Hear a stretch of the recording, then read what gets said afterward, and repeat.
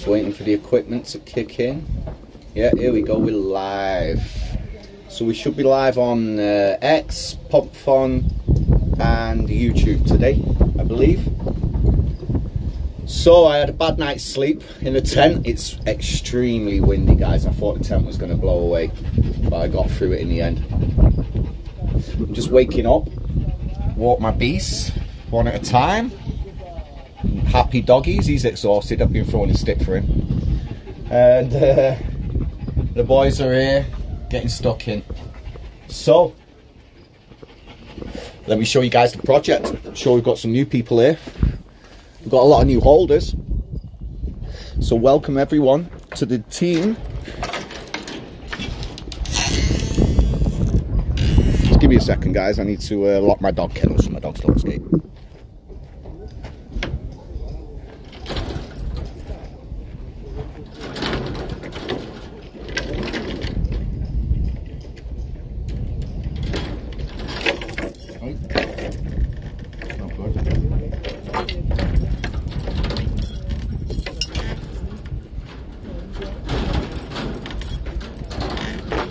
I need to get a bolt for the door to make this easier.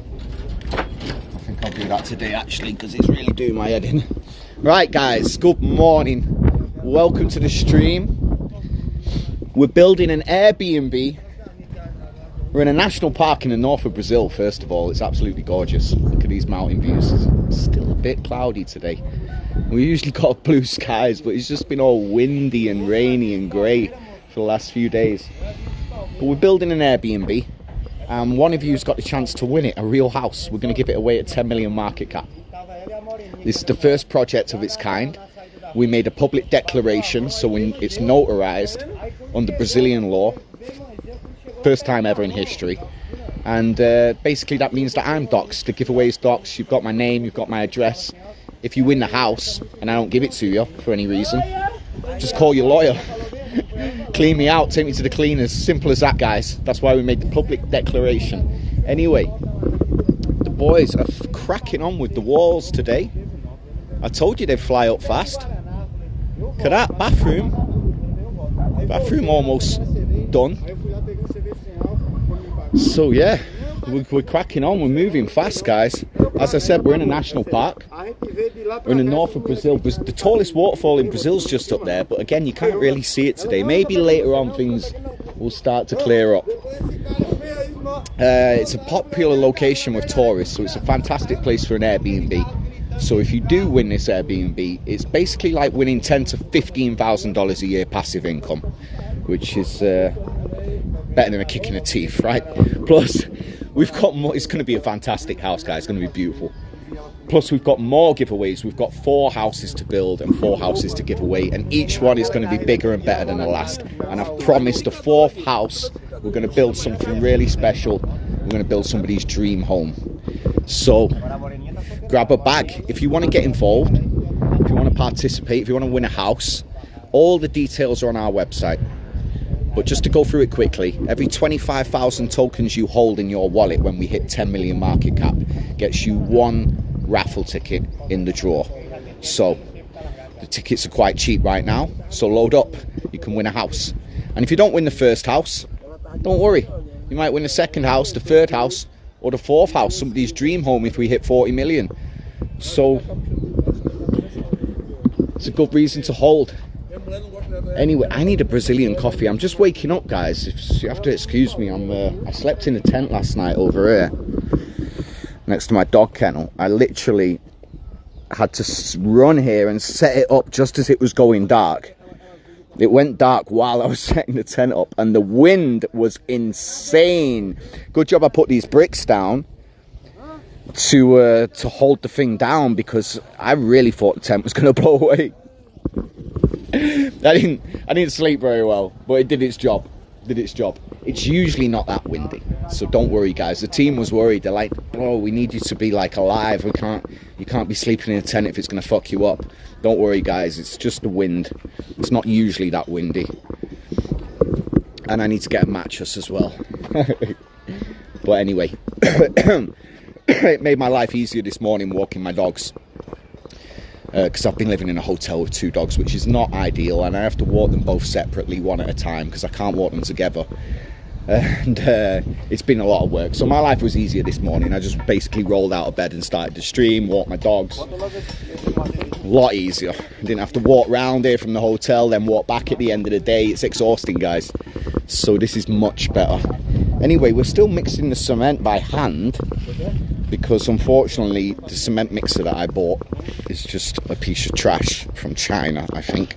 In fact, let's go and see where it's from, just to be double sure. I'm interested. I really need to know who ripped me off. I can't see a made in China anywhere. If it's not China, it's going to be Taiwan or something. Surely, because it works for fucking shit.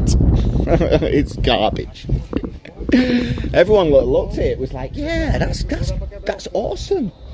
Look at that cement mixer. Nice one, bro. Is it new? I'm like, yeah, it's brand new, mate. Plugged it in. They're like, it's fucking trash. Can't use it, pal. Oh, I should have sold it. Somebody actually came round the other day offering to buy it. And I was like, no, I'm going to use it one day, being stubborn. I should have just fucking sold it, man, and bought something else. Anyway, you live and you learn. This is my first time taking on a project like this. I've got no building experience. That's why I'm not building. So I'm paying these guys to do it. I did lay 1 brick. That was fun. And apparently I did it a little bit wrong. So I'm staying out the way. But yeah, this is my first time taking on a project like this of any kind. No building experience. I've never made an investment like this before. And so far it's been running pretty smoothly. It's not been too stressful. I heard it's really stressful doing this type of thing. It's not been too bad. I've got good builders. These guys are awesome. Got really lucky, because it's hard to find good staff in Brazil. And easy to get ripped off as well if you're a gringo, you know. Unfortunately, that's just the way the world is.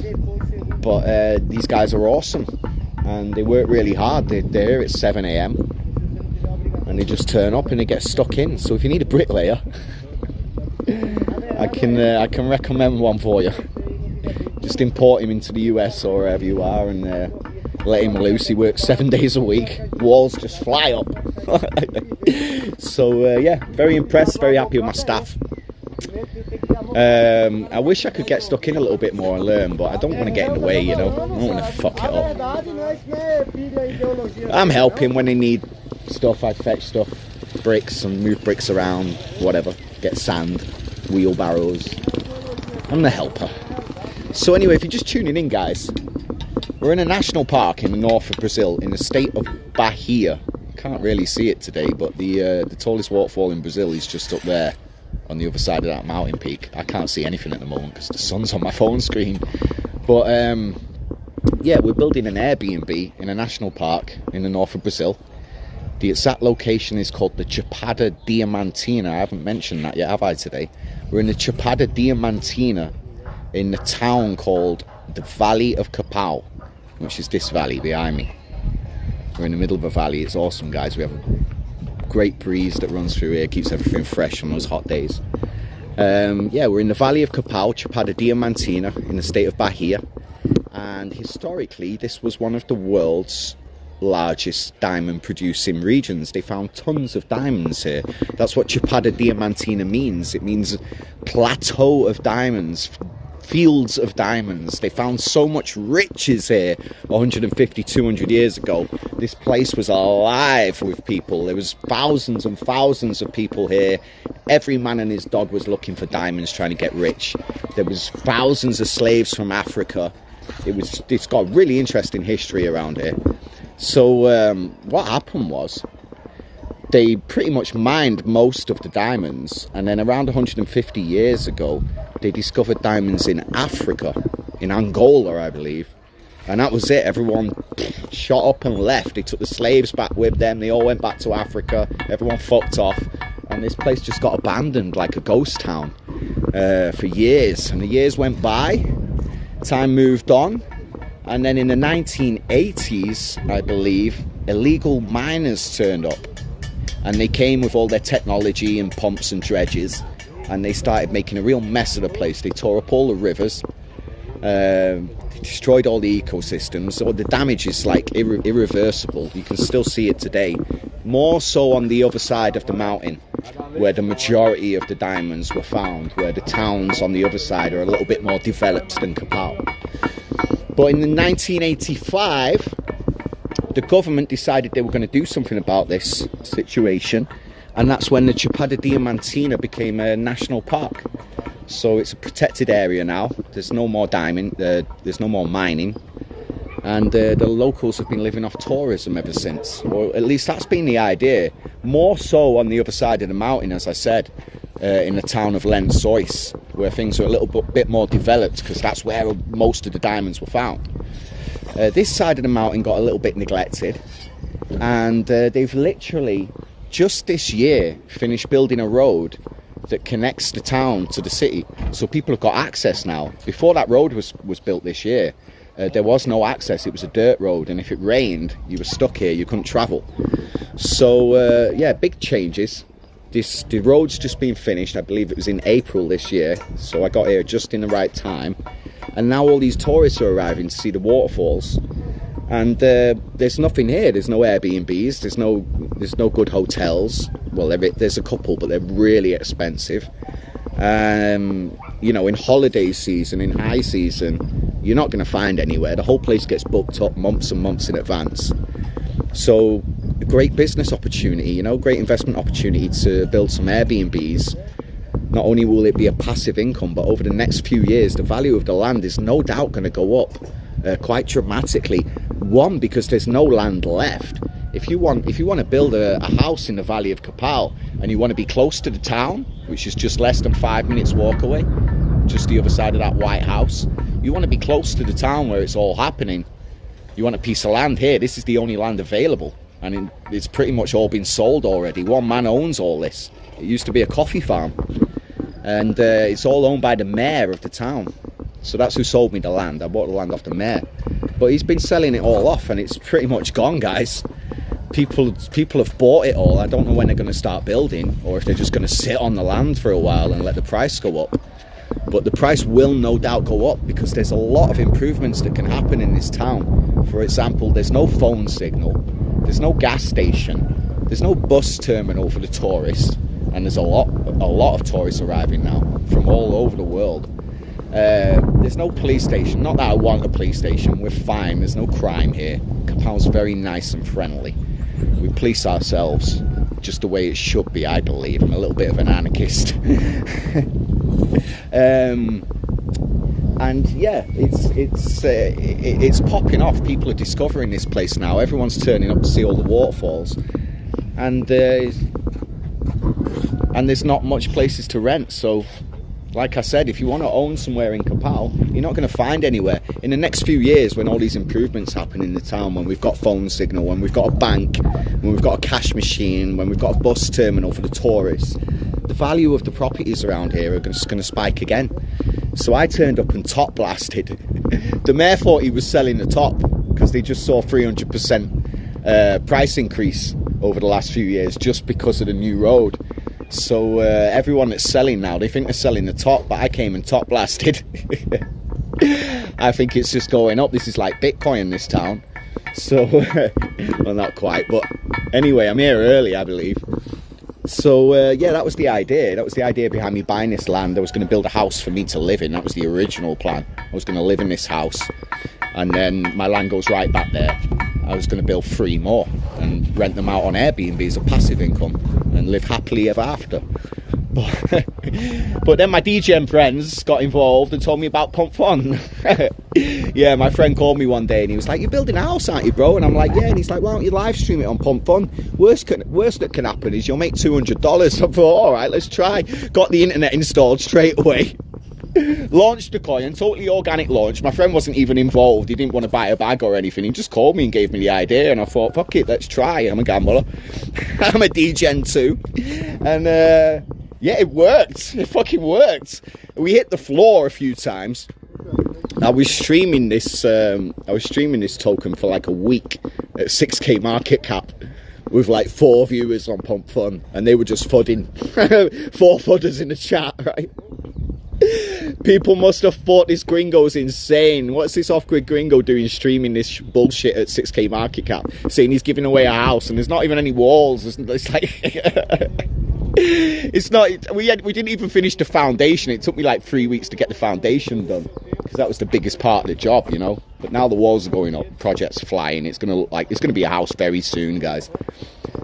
So yeah, that's how it started. That was the initial plan. I was going to live in it and rent the other 3 out as passive income, but it's turned into a meme coin giveaway, the first of its kind. And we've took it very seriously. We've made a public declaration, a notarized public declaration under Brazilian law, the first of its kind ever. And that basically means in English that I'm doxed, the giveaway is doxed, my address is doxed. And if you win the house and I don't hand it over to you, just call your lawyer, clean me out, take me to the cleaners, I'm done, I'm finished. So I can't wiggle out of it. There's no way I can get myself out of this now. Mum's not happy. You can't give your house away. But Mum, but the creator fees. Nah, you can't give your house away. Anyway, so here we are. That's how this got started. What am I doing in Brazil? I suppose I haven't really told this side of the story very often. People probably wondering, what's this gringo doing in Brazil anyway? Well, that's a really long story. I used to live in Venezuela, and unfortunately, I loved it in Venezuela. I never wanted to leave, ever. But unfortunately, the economy just got wrecked by the political crisis that they went through, and it was like Zimbabwe-style inflation, like literally. You could be queuing up in the shop to buy food, if they have food. There was no food in the supermarkets anywhere. You just turned up to the supermarket one day, there's just a big crowd of angry people outside shouting, and the military are there. And I was like, what the fuck's going on? And they're like, there's no food, the food's finished. I'm like, well, what time is it coming? Like, well, it's going to be this afternoon, right? No, it's not coming back. I'm like, holy fuck. And they were right. I didn't believe it. How can the food just stop in a day? And that was it. There was no food in the supermarkets anymore. So 3 days later, the whole world's hungry. Everyone turns into violent animals, and you can't even walk the streets. So complete disaster. Lovely, lovely country as well. Such a shame. And Venezuelans are really proud of their country and their culture. None of them wanted to leave Venezuela. So if you're in a country where all these Venezuelans have turned up and you're like, oh, fuck these Venezuelans, trust me, they didn't want to leave. If Venezuela improved, they'd all go back in a minute, right? It's the best country in the world. You've got the world's most beautiful women. Like, you can't, it's impossible to be unhappy there. So, most beautiful beaches in the world too. I miss it a lot, I really do. But anyway, I had to leave Venezuela, and I didn't have many options because the airports were closed, because it was such a disaster. The whole country stopped working. Everything broke down. Just complete failure. There was no petrol, and it's like one of the world's largest oil reserves. And you couldn't even find petrol in the gas station. That's how much they fucked it up. So yeah, since there was no flights out of there, I basically had to get the bus, so that left me with pretty much two options, Colombia or Brazil. And I chose Brazil because, well, I was a professional poker player at the time, and I know that Brazil had recently legalized poker, so I knew there'd be easy money, there'd be new players, you know, lots of noobs for me to annihilate at the tables, which I did. Turned up with very little money in my pocket, guys, like $300. Could have been all over in one day. I put my full $300 into a poker game on the table. Dumbest thing you can ever fucking do in your life, but I literally didn't really have much choice. It was do or die, and I fucking did, as always, because Dev always delivers. I cleared those motherfuckers out for like 6 months. Just the hottest fucking streak you ever seen in your life. They hated me. They hated my ass. I couldn't fucking lose. And I had a super hot girlfriend from Venezuela, and I took her with me to the games just to make people jealous. Yeah, it was a lot of fun. So that's how I ended up in Brazil. And I was actually on my way out of here before I bought this land. I got sick of it. I've been living in Sao Paulo. Don't go there. It's a hellhole. Don't go to that fucking crack house. It's a giant crackerlandia. Just don't go. Rio de Janeiro's okay, but don't go to Sao Paulo, okay? Trust me. Anyway, I was living in Sao Paulo and Rio. Went on some adventures, walked across the country during COVID with my dog, with my Belgian Malinois, because I didn't want to lock down because I'm a stubborn cunt. And that was a lot of fun. Found a fucking pit bull lost in the woods. We've been on a lot of adventures here, but anyway, I was leaving. I was on my way out of here. I thought, let me go and try Colombia. I can't go too far because I've got 2 doggies. So I'd really like to travel to the Philippines or something like that, but I can't go too far. I can't even fly because I can't find a flight that will accept the size of my dog's crate is too big for the cargo or some shit like that. Anyway, I was leaving, I was moving by car a bit at a time until I arrived in another country like Colombia. Just basically kind of random mission. And I thought, let me stop in Bahia before I leave, because Bahia's always been calling me, like in spirit. And I arrived here in a Chapada and fell in love and just bought some land straight away. As I just said, I saw a business opportunity, good investment opportunity, and I love this place. It's fantastic. I made lots of friends here. Everyone's really friendly. And the town's just popping. Like, there's always something happening. There's always the locals put on rock concerts just randomly. The government also put on quite a lot of events and festivals. We had a jazz festival, blues festival, reggae festival, samba festival. It's an awesome place. It's an awesome place to live. And yeah, so that's a little bit of the background story about how this project came to be and how this gringo came to be in Brazil off-grid. So if you're just tuning in, we're building an Airbnb, guys, and we're giving it away. You can win this house, a real house, when it's finished, obviously. But it's going to be beautiful. Open plan, 50 meters, 50 square meters, 5 meters by 10 meters. It's going to have floor-to-ceiling windows, so you can enjoy these beautiful panoramic mountain views of the valley. The tallest waterfall in Brazil is just up there, and you can walk up there. Hang on, no, it's that way. Where is it? Where am I? I'm getting lost. Yeah, tallest waterfall in Brazil is just up there on the other side of that mountain peak, and you can walk up there that way. There's like a trail that starts around there, and it takes a few hours, like two hours if you're fit, and you can get up there, and it's absolutely fantastic experience up there, guys. It's really mystical and mysterious. It's called the Cachoeira Fumaça, which means smoky waterfall, or waterfall of smoke. And it's named that because this, oh look, we've got a little visitor on a motorbike. How you doing, fella? Bom dia? Spoke to him in English and he was like, huh? Anyway, they call it the smoky waterfall, or waterfall of smoke. Georgie, don't bark at the kids.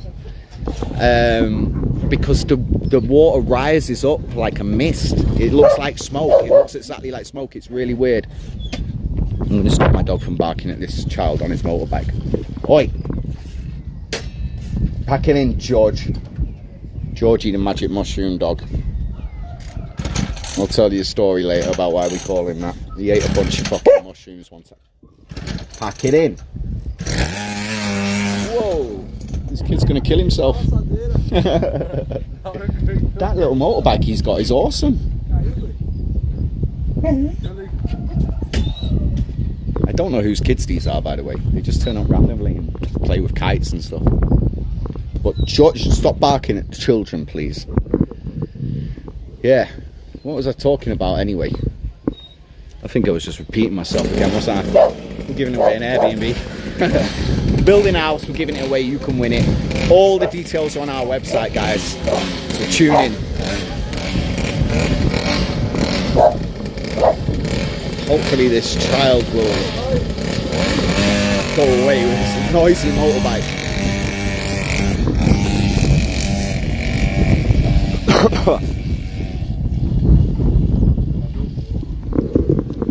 There you go.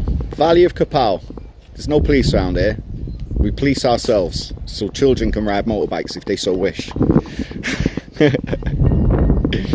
Anyway, the sun's starting to come out. Let me just go and take a little sit down in the office. We've got a full streaming office here, guys. This is the dog kennel that I built for my beasts. It's my Belgian Malinois Nicholas, 7 years old. My little adventurer, goes everywhere with me. never left him behind. And my little pit bull Georgie, who we rescued. He was lost in the forest. But that's a whole nother story. I've got a bunch of stories for you guys. Let me grab a cigarette and then let me go and sit down at my desk and make sure that the stream's doing okay. Chat to the team. Alright. The cigarette's already in the office. I also need to get the laptop plugged in so the battery doesn't die.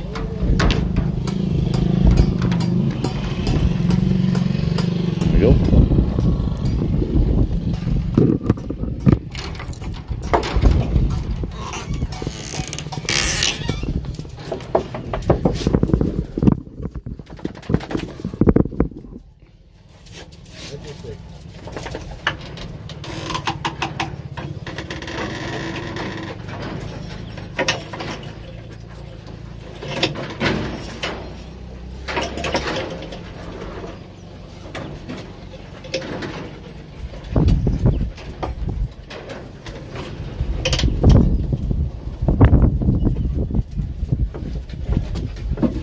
Right, Georgie, leave me alone, I'm working, mate. Alright, here I am in the streaming office. So let me just lock in. I'll take you a little bit closer to the action and we'll watch the walls going up in a minute after I finish talking about the project. If there's any newcomers here, any new guys watching, we're building an Airbnb in a national park in the north of Brazil. And we're going to give it away to a lucky winner. We've actually got 4 giveaways lined up. We're building 4 houses. Each one is going to be bigger and better than the last one. The 4th and final house will be somebody's dream home. And we are going to give them all away. You can find out all the details how you can win on our website, guys. Let me lock in and sort my head out. It's early here. I just woke up after a terrible, terrible night's sleep. In my tent in the wind. The wind was pretty extreme. I thought the tent was going to blow away, I really did, but it seems to have ended now. The sun's coming out. I'm actually getting hot. Kapow hasn't made its mind up today. It doesn't know whether it's going to be windy and grey or hot and sunny. Let's see. I've got a feeling that the sun's about to come out and we're going to see blue skies this afternoon.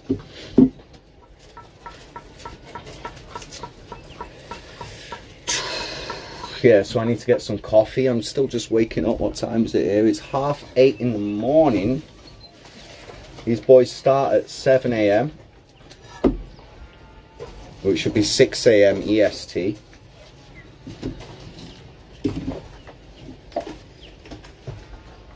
So just bear with me a few minutes and I'll go and show you the build and tell you more about the actual project, what we're building. It's going to be a beautiful house.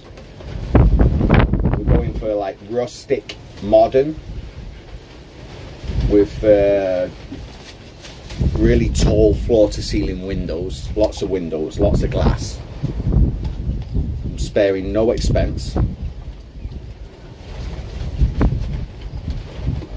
As I said, I was building the house for me initially, and I've got expensive taste, so it's not going to be garbage. The wood that I bought's really good.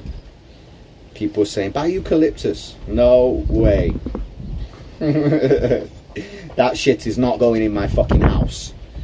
Eucalyptus. Get me some nice Brazilian hardwood from the rainforest, please. And that's what we ordered. It'll be here in... within about a week or so, just over a week, I think. They told me 15 days, but let's see. Let's see. In the meantime, we've got lots of work to crack on with.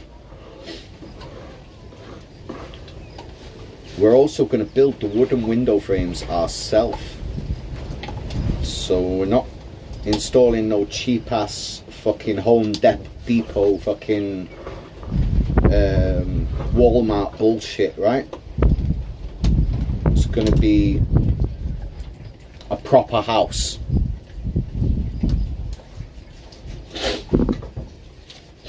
I already picked out the floor as well. The most expensive tiles that they had in the shop. Shout out to my mum. to my mother for helping me choose them. Also has the most expensive taste in the world. Straight away she's like, that one. Yeah, Mum, those are the most expensive ones. Oh, I always pick the most expensive ones, she said.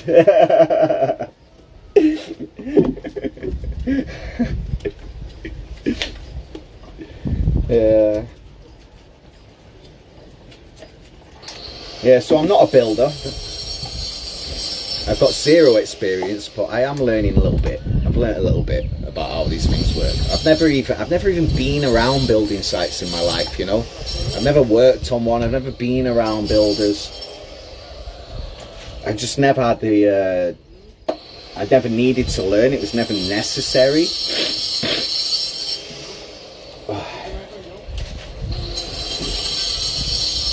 Give me a second, guys.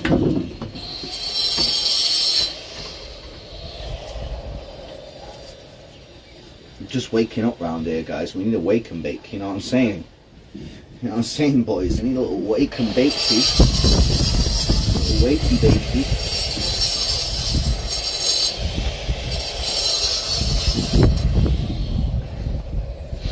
Get the spinach down me. Be like Popeye. That was a rough night in the tent, guys. It really was. I'm not joking.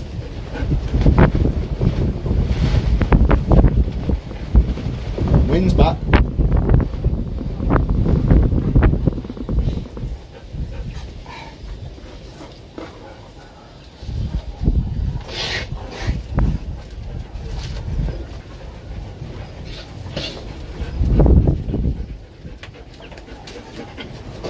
Give me a second, guys. I'm going to show you the build now, okay? I'm just locking in. Oh, I did buy one of these yesterday.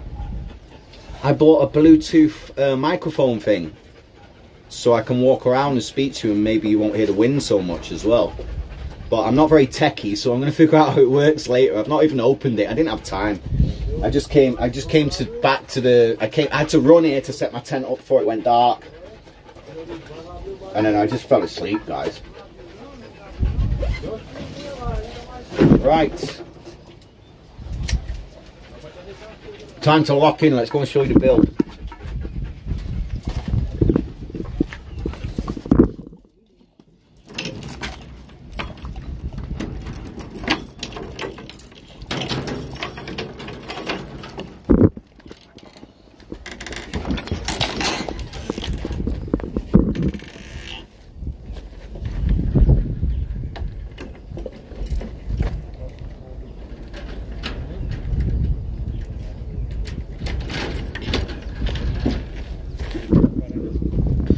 Here we go. Right. Meet the team. Here we got Ricardo. Ricardo's going to be the carpenter. Right now he's laying bricks, so we're waiting for the wood to arrive. But he's the new guy. He just started with us this week. Behind me there we've got Sue Ellison. He's been here from the beginning, from day one. He's the one who did the foundation. He's a very, very good bricklayer. It's a bit difficult to communicate with at times, but he's a very, very good bricklayer. He works fast, and he works every day. And he starts at like 6, 7 o'clock in the morning. He's really good. So, it's going to be open plan. It's the bathroom right here. That's where the bathroom's going to be. It's going to be open plan, and we're going to have wooden stairs going up to a wooden deck on that side of the room. There's going to be a wooden deck 2.5 meters up with the bed on top. That's where the bedroom's going to be, and it's going to have all glass windows all the way around, so you can enjoy these mountain views. This is the helper. I don't. What's your name? João. I don't know this guy's name. He's this different guy every day. This is the helper that works with this guy, and he changes all the time. No. No. I don't know. They're making some gay jokes, I think. I don't really understand what they say.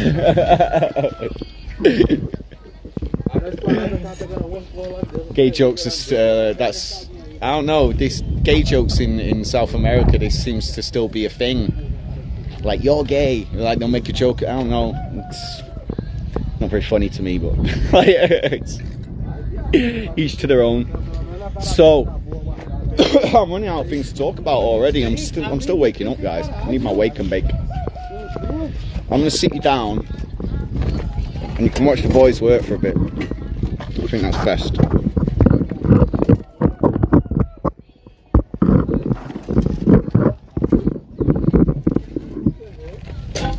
There we go.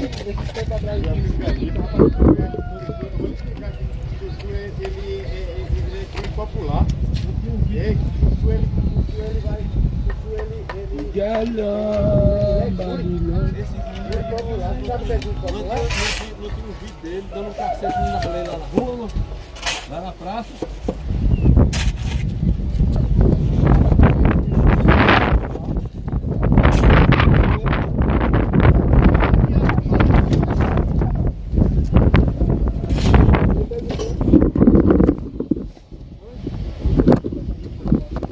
Ele é júri. Ele é júri popular. É, ele é de Rio Grande de Palmeiras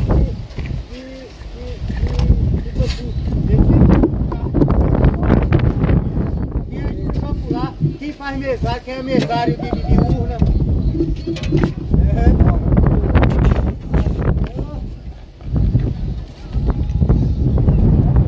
Hello, my brothers.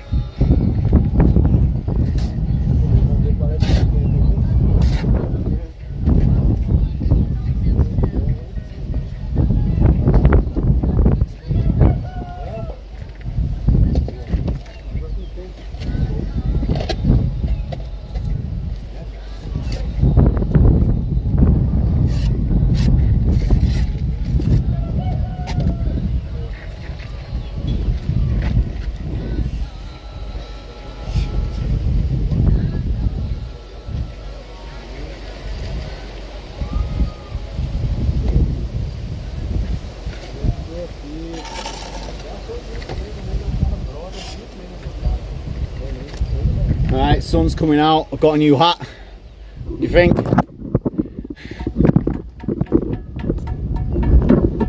So, if you're just tuning in, guys, I don't know how many viewers we've got right now. We're live on X, we're live on Pomp Fun, we're live on YouTube. We've got more platforms getting added as well. We're building a house. We're building a real house, an Airbnb. And we're going to give it away. Somebody's going to win this house. And it could be you. And to find out how, just go to our website. All of the details on how you can win yourself a house in this beautiful national park near to one of the tallest waterfalls in Brazil, which is just behind me there. Let's go to our website, find out how you can win. And you've got to be in it to win it. So, it's really taking place now, the project. Yeah, I need a coffee. That's what I've not done yet. That's why I'm not truly awake. No, eu vou beber uma agora. Yeah, Suelson just reminded me, you should drink a coffee, bro. Let me just put this camera down a second, get a coffee, wake my ass up for real with a Brazilian coffee. Cocaine coffee, I call it. It is fucking strong as fuck.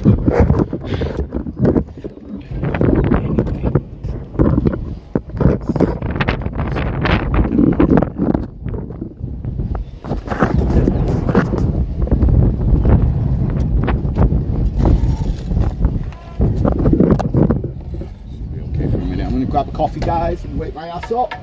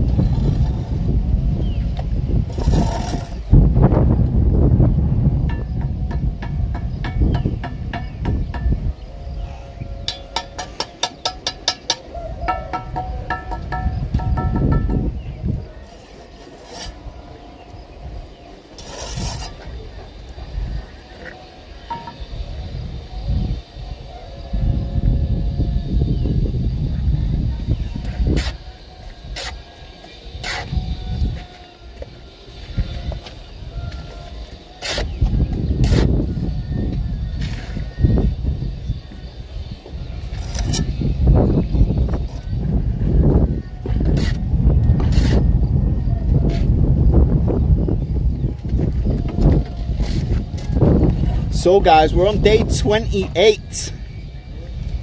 And let me tell you something about numerology, guys.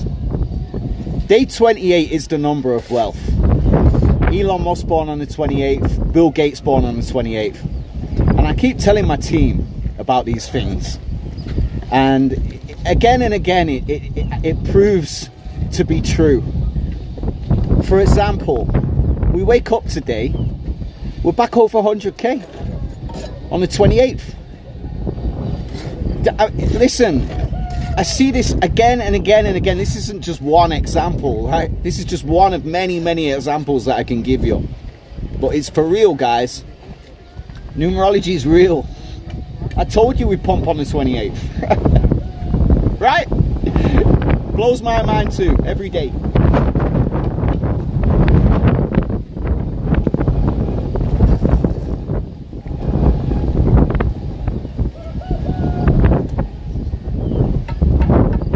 Today isn't actually the 28th, but it is the 28th day of our launch. This is day 28 and we're flying. It took us best part of 3 weeks to do the foundation. The foundation is the biggest job. So, you know, it's big heavy work laying down the concrete. This bit's a lot faster. Putting the walls up, the columns, the wood's coming. This house is gonna be flying up, guys. In a few weeks, it's gonna look like a real house. It's gonna look like something that everybody's gonna want to win, believe me. So we got 4 giveaways lined up. I'm starting to wake up now. This fucking coffee, so strong.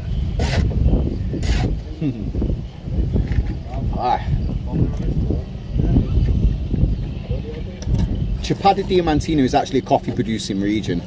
We actually stood on an old coffee farm right now. This used to be a coffee farm. I can't imagine they can grow anything on it anymore though, because the soil looks like it's been wrecked.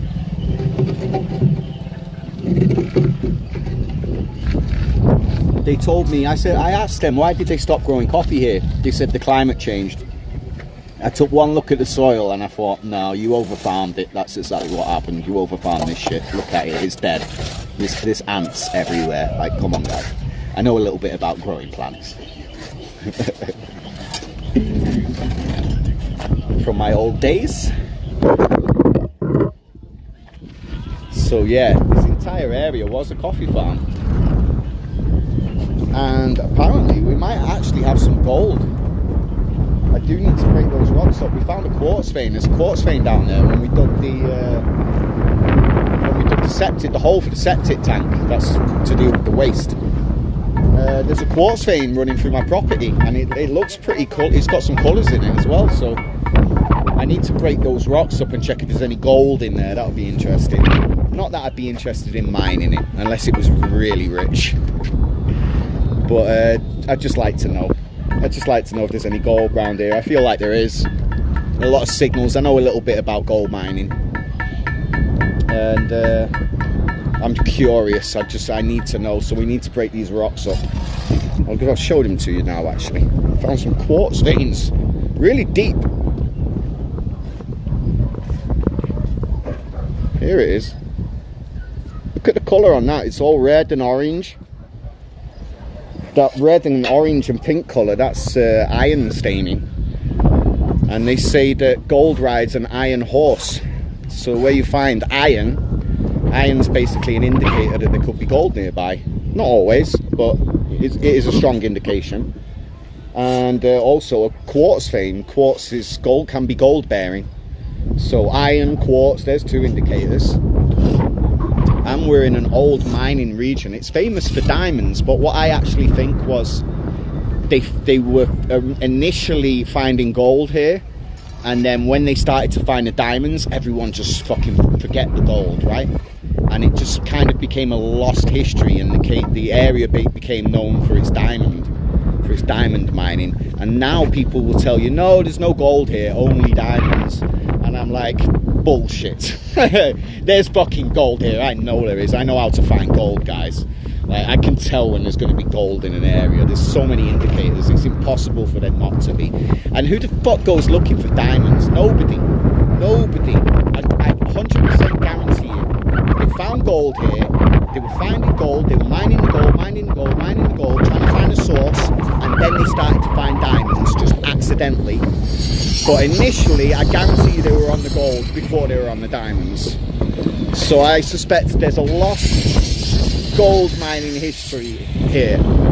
Because a lot of it was like clandestine, a lot of it was like underground gold mining because of the crown, the English crown were taxing everybody, and the Portuguese, and you know, all this complicated political stuff. But there was a lot of like underground kind of illegal mining activity back in the day that was going on in this area. So all of the trails around here, all of the hiking trails, were all made by miners or explorers looking for gold and diamonds. That's why there's so many great trails around here for hikers. It's so popular with backpackers. All of these trails, they weren't just walking into the fucking mountains to see the waterfalls, guys. 150, 200 years ago. No, those boys were trying to get rich. Who the fuck wants to walk up there? Who the fuck wants to walk up there, up that motherfucker? Look how big, like, yeah. So all of the exploration that happened was because of gold and diamond mining. So very interesting history in the region. It's got its own music up here in the north of Brazil. The north of Brazil is very different from the south of Brazil. It's such a big country. Literally every state you go to, the culture's different, the food's different. It's almost like a different country, each state.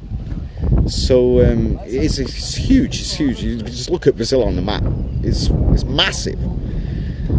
So anyway, we're in a good spot. We're in the north. We're in the north of Brazil, Bahia, in a national park called the Chapada Diamantina. And here we are in the valley of Capão. Valley runs through there. It's beautiful. It's beautiful. Things are clearing up today. Hopefully we get some blue skies later. It's been a bit grey and windy the last few days. Hopefully we get some blue skies and I can show you the real beauty of this location. So yeah, it's a nice area. It's a good national park. It's very popular with tourists, with backpackers and hikers. A lot of French people come here. I don't know why. The French love these mountains for some reason. They're always bumping into French tourists. And the reason everyone's turning up now, I don't know how they discovered the place. Apparently it's word of mouth from the people that I've spoke to. But they just finished building a new road, which is over there, and that connects the town to the city. And they just finished building it this year. So now that people have access to the area, all these tourists are turning up to see the waterfalls. And they need Airbnbs, and that's why I'm building one.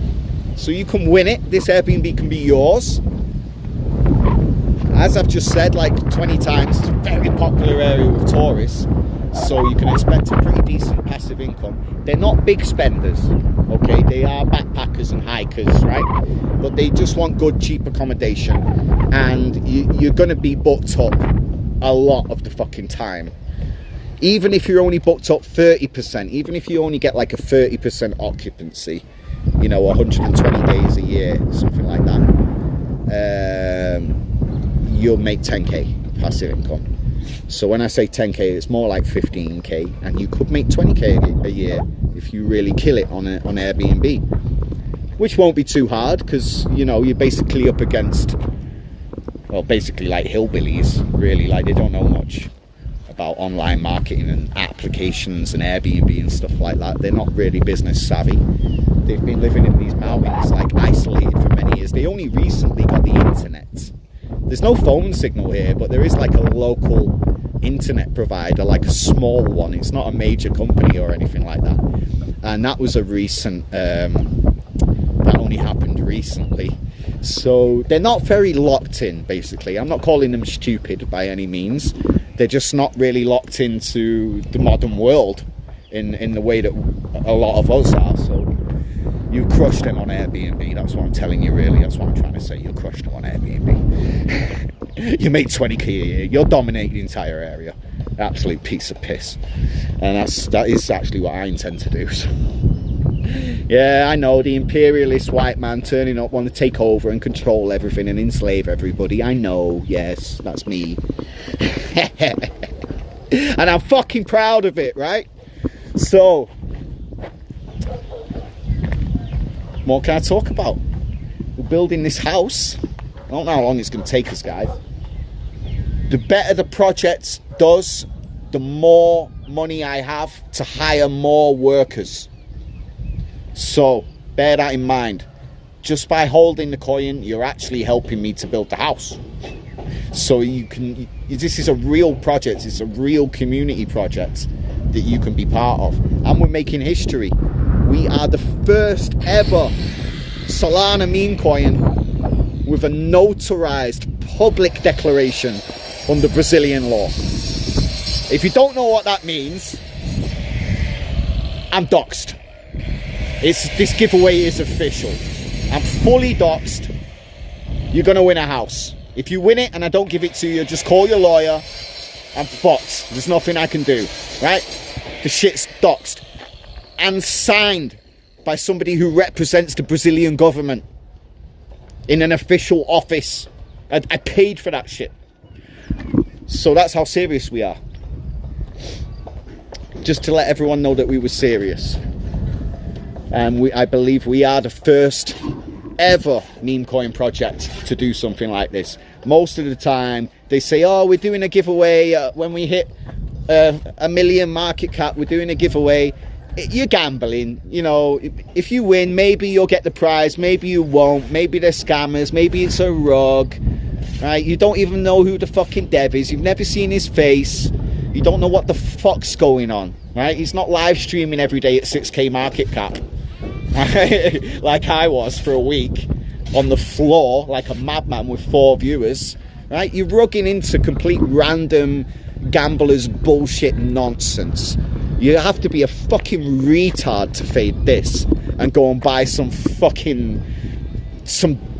moron bullshit, right? That doesn't mean anything. No project behind it, no real life anything, no, just nothing. It's got nothing. We're starting a new meta here, guys. They will have to copy us, because if they don't, we'll just take over. This is what meme coins should be about. We're doing good things with crypto. We're giving houses away.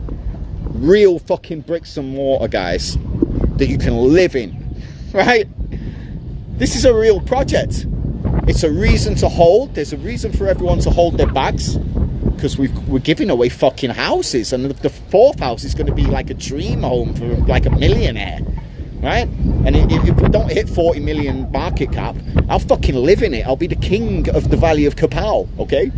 So we are the best project on Solana right now, and I'm not just being biased. I'm not just blowing my own trumpet there. Let's be for real, guys. Show me another project. Show me another Solana project and tell me why that project is better than this one, and why you'd be better off aping into that project than aping into this right now. Show me. I'd love to fucking see it. I'll buy it myself. I'll ape it myself. Right? You ain't gonna fucking find it, guys. You ain't gonna find a project like this with a dev like me that always fucking delivers and never lets anyone down. Streams every day relentlessly, even at 6k market cap. After the biggest crypto crash in history, they said, the motherfucker was still there streaming every day with 4 viewers. Totally organic launch, no fucking rug, no scam, no side wallets. I ain't even got a fucking side wallet, guys. I launched this shit with 0.1 Solana. I think it was worth $28 at the time. No, less than that. 0.1 Solana I launched the fucking thing with, guys. So, you find me a better fucking project than this. We're a 100% organic community. The team have come together behind the scenes organically. We've got a bunch of whales that have aped in. Trust me, my guys are on top of things. They know every wallet that buys, that sells, that cheats, that jumps back in. They know who the fucking gamblers are. They know who the whales are. They are on the ball, guys. And we've had a bunch of whales ape into this. Smart money knows a good project when they see it. And we ain't going nowhere. We got a house to build, so we're going to be here every day, and every day we make improvements. We're now live streaming on 3 platforms today. We're on YouTube, we're on X, we're on Pump Fun. We're working on a TikTok account. We need a TikTok account, a US TikTok account with 1,000 followers. So we are hooking that up, and we'll be live on TikTok, Instagram, Twitch, where all the DJs are, Kick. We're going live everywhere, guys. This shit is going to space. Fuck the moon. We are literally leaving Earth. You'll see.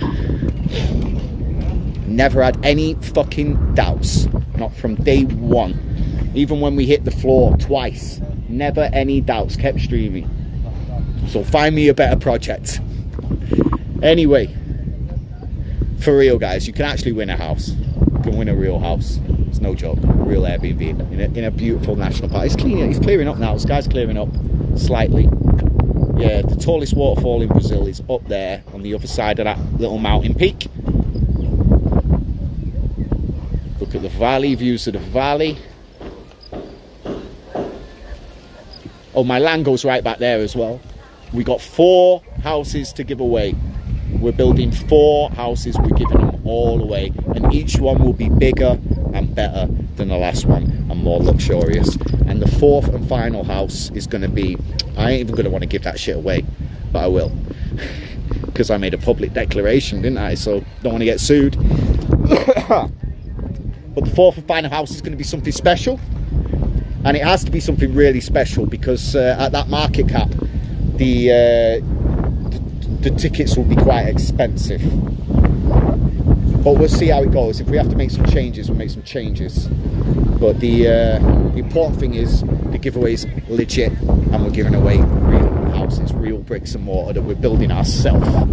So you can watch the build. We're live streaming the entire thing. And trust me, people will be aping into this when they see the vision. Right now, it's like, is it going to be a shack? Is it going to be a fucking shithole?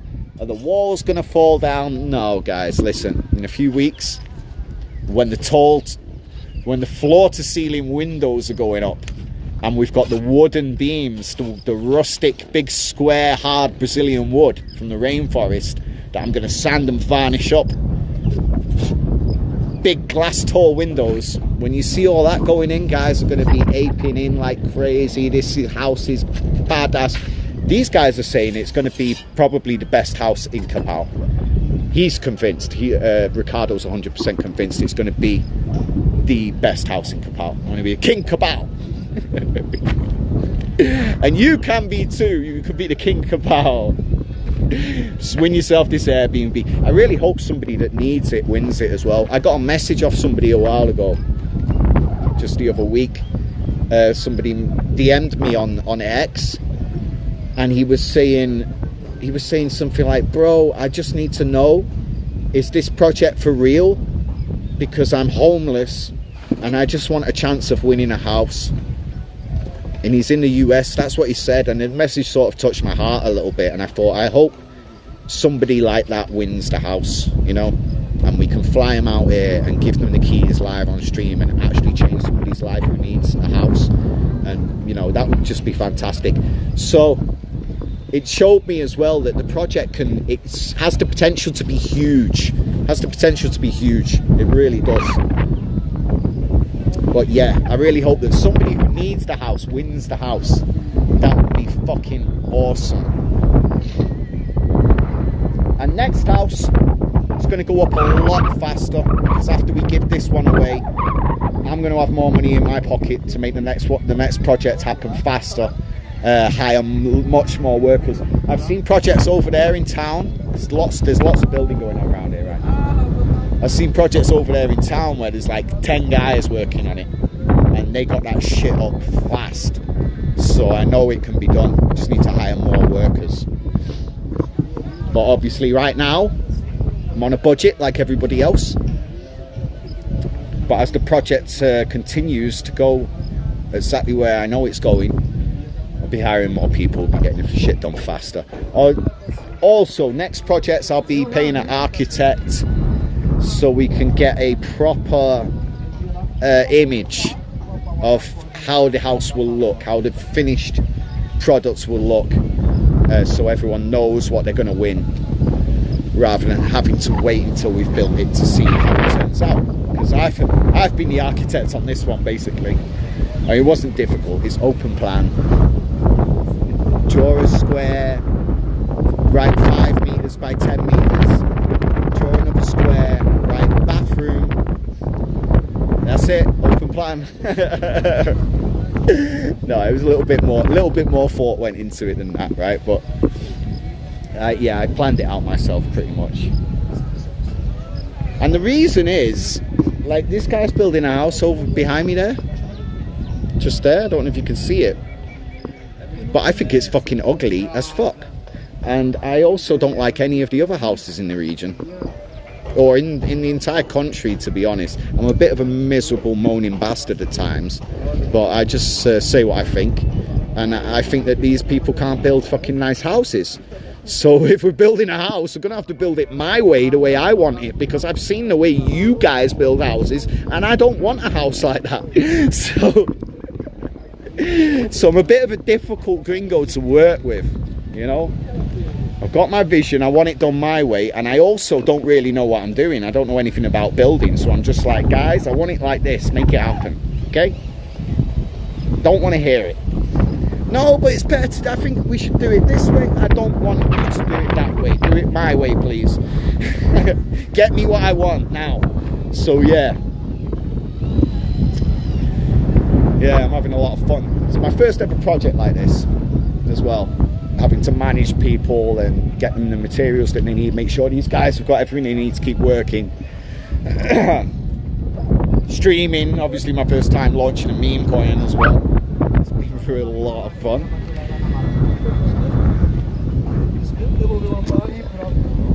What are the boys doing? And why they're working? What's going on here? You can't get the staff, can you? Look at them, sat about doing nothing. I'm paying these cons.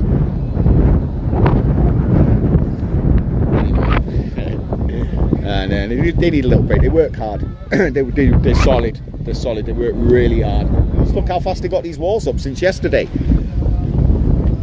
Yesterday was first full day, so 1.5 days. 1.5 days. Fast. I think that's fast anyway. Look at the bathroom there. So the ceiling it's going to be 5 meters tall. It's going to be a tall property. Oh yeah, I've not mentioned we're going to have a roof garden, really big roof garden. The whole roof is going to be flat. There's going to be a garden up there. You can do what you want with. Grow some spinach. That's what I planned on doing with it. So yeah, you're going to have a roof garden. You get the sun all day here. You get the sun all day here. The sun comes up just over there, and it goes down just behind me over there. You get sun all day long, so you're not going to have any mold issues. Also, there's a really good breeze all the time through the valley. You're not going to have any mold issues like literally 90% of houses in Brazil have. That's not going to happen here because you've got the sun all day long and you've got this lovely breeze all the time coming through the valley, so you won't have to worry about those issues. I'm also putting a fireplace in the house, which you won't find in literally any house in Brazil. You will not find a fireplace. And you're thinking, oh well, obviously it's Brazil, they don't need fireplaces, it's boiling hot. No, it's fucking freezing in winter, guys. Go to Sao Paulo in winter and you'll freeze your fucking ass off. And you'll be sat there complaining just like me. Why have these cunts not put fireplaces in their fucking houses, morons?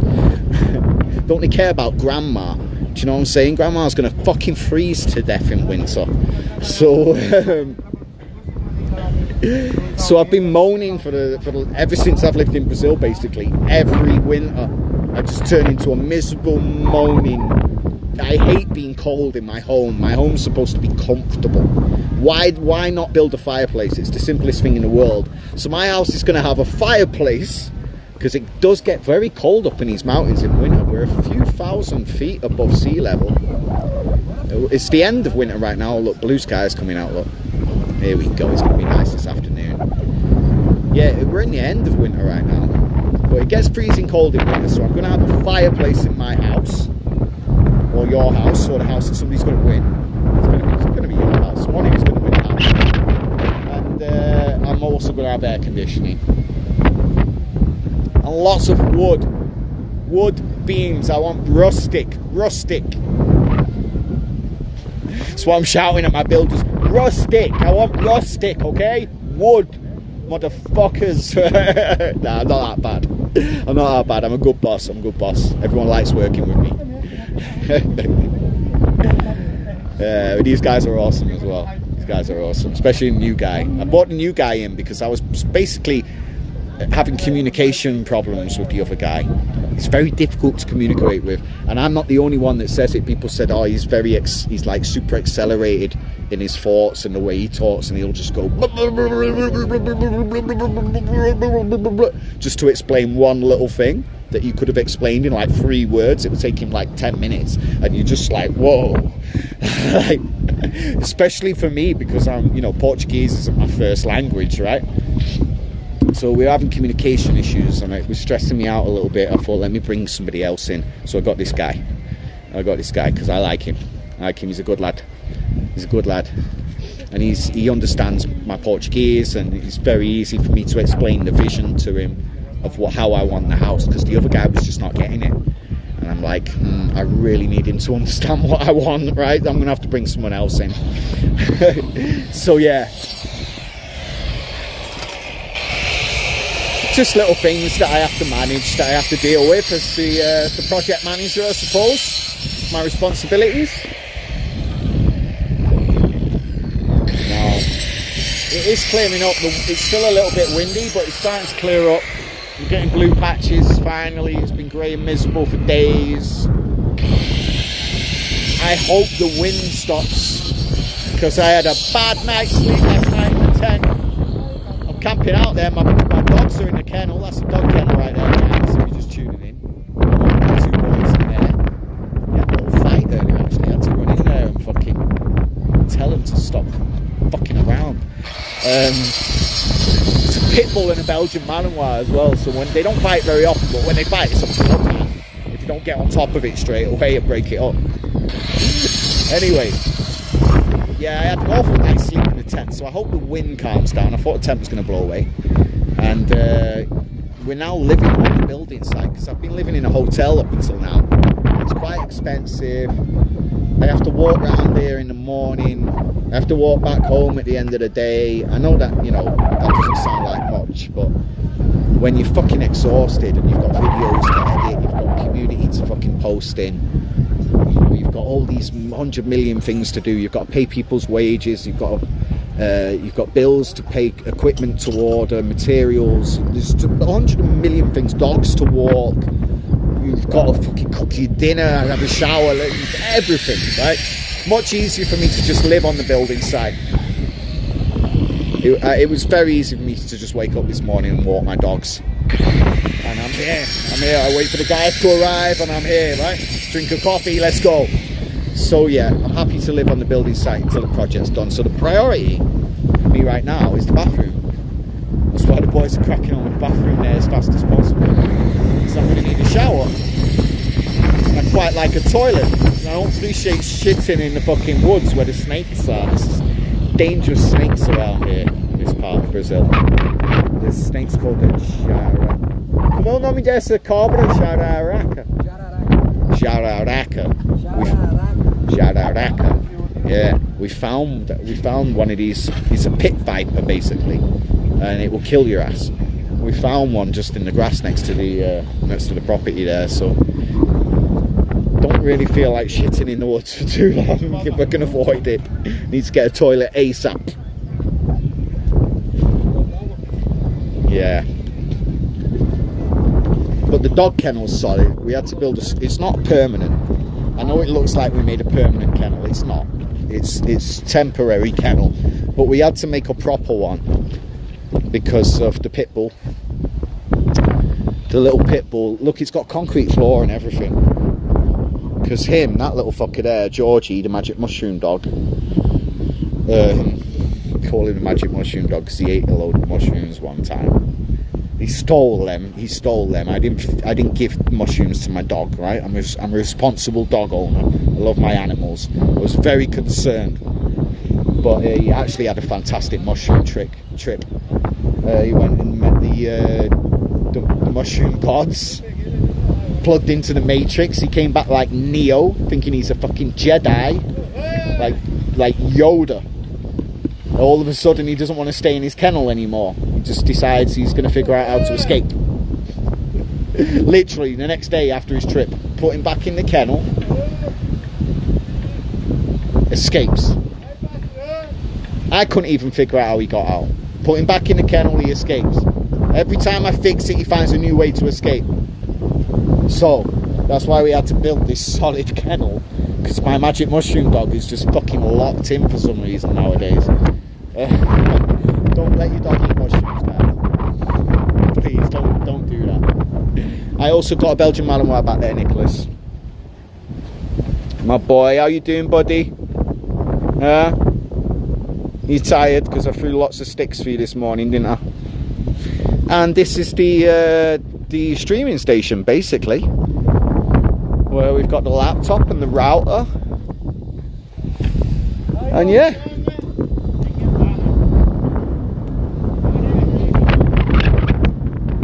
So I'm going to be living on the building site until the project's done.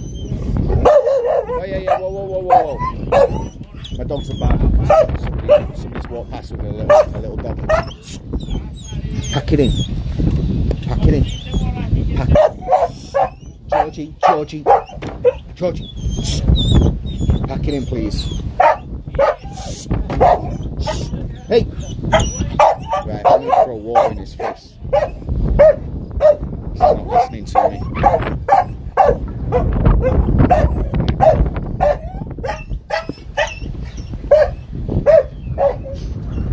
I can't find a cup. I need to throw a cup of water in his face really quickly to shut him up.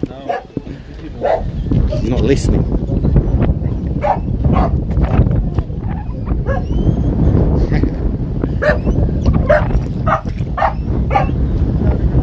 Watch this, they hate this.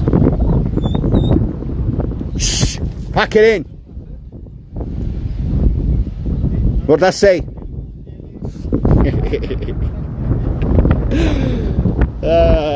It works. That's not animal cruelty, guys. It works. They hate that shit. If your dog's not listening to you and he's doing something you don't want him to do, just throw a cup of water in his face. He'll soon learn. Yeah, he's a lovely dog, you know. Look, he's shut right up though. It works. Look, huh? Look, he's upset. He can't believe it. He's shocked. He's like, "What? Did you just fucking throw a cup of water in my face?" He's speechless right now.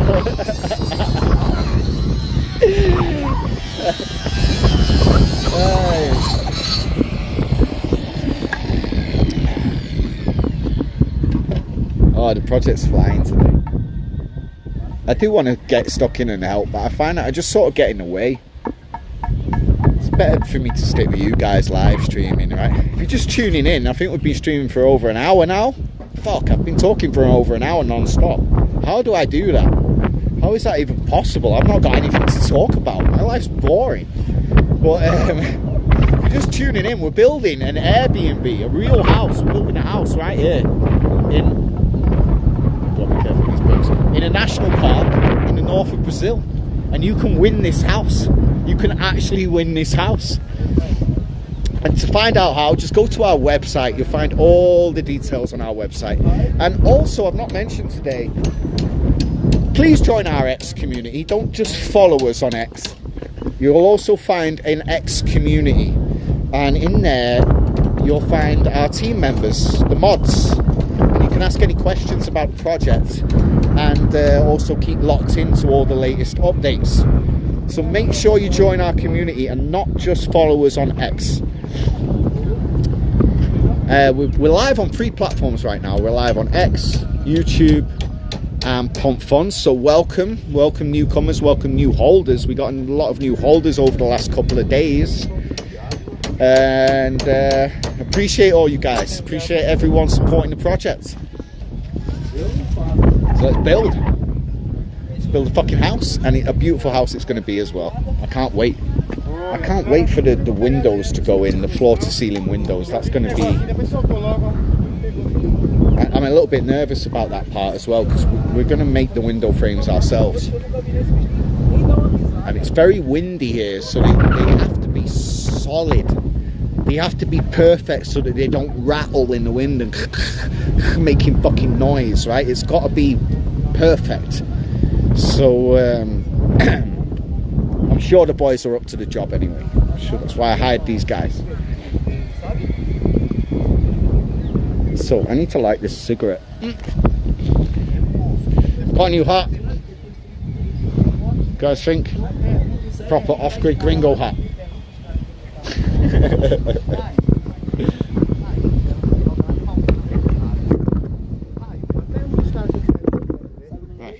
Let me light my cigarette. Give me a second.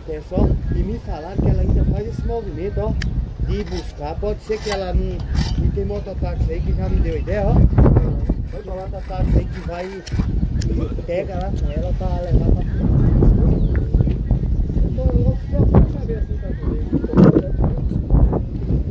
Yeah, I had a bad night's sleep last night in the tent. So windy. It's a good job that I put it up properly and secured it and it didn't blow away. Could have been a disaster. My tent blow away in the middle of the night.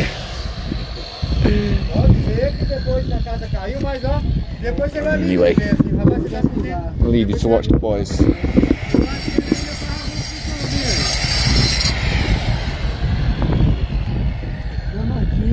Eu acho que ele faz alguma funçãozinha ainda aí. Lembra esse bicho novinho? Ele não... Ele...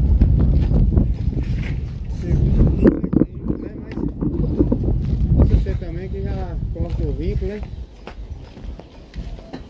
Eu acho que eu não tô enganado não, viu? Vixe, uma bruxinha daquela ainda, parceiro. O cara tá dentro de casa, a mulher vai trabalhar, vou vender doce na rua, bota uma aba de vestidinho, montando a raba.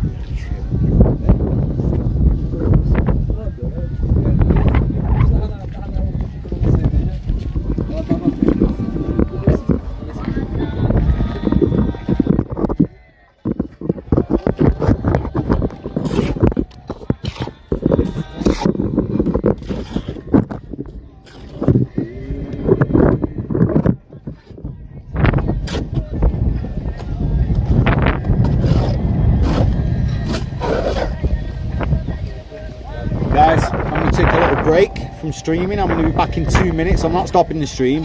I'm just going to go and take care of my dogs for a minute and have a little rest because I've been talking for over an hour.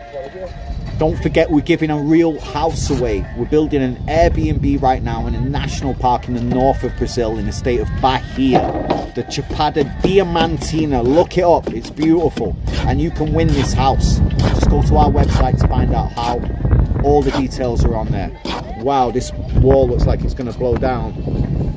Essa não vai cair, não? Ricardo, essa vai cair? Rapaz, acho que sim, viu, velho? Acho que sim, Yeah, we're gonna have do to... vento, viu?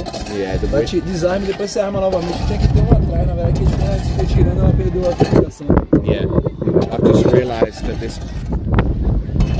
Where I've tried to put the camera, I think this wall's going to blow down, so we can take care of that now before someone gets injured.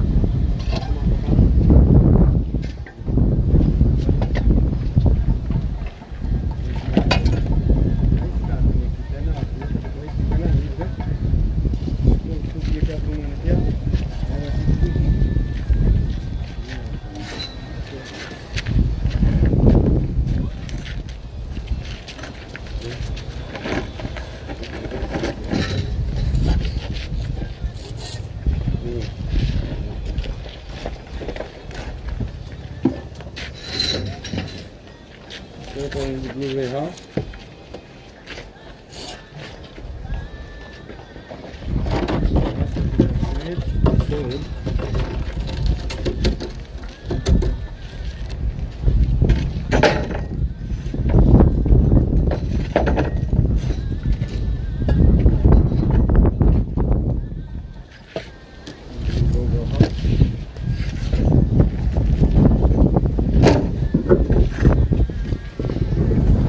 Done. I'm just hoping he gets here.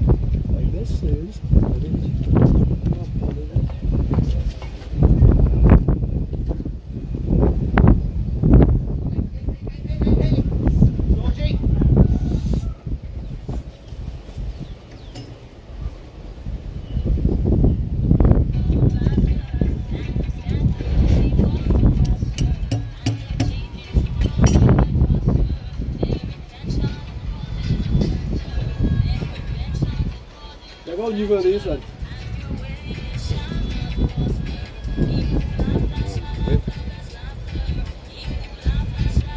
Agora assim que ela tem que subir. Nico! House! Oi! Oi! House! House! Mas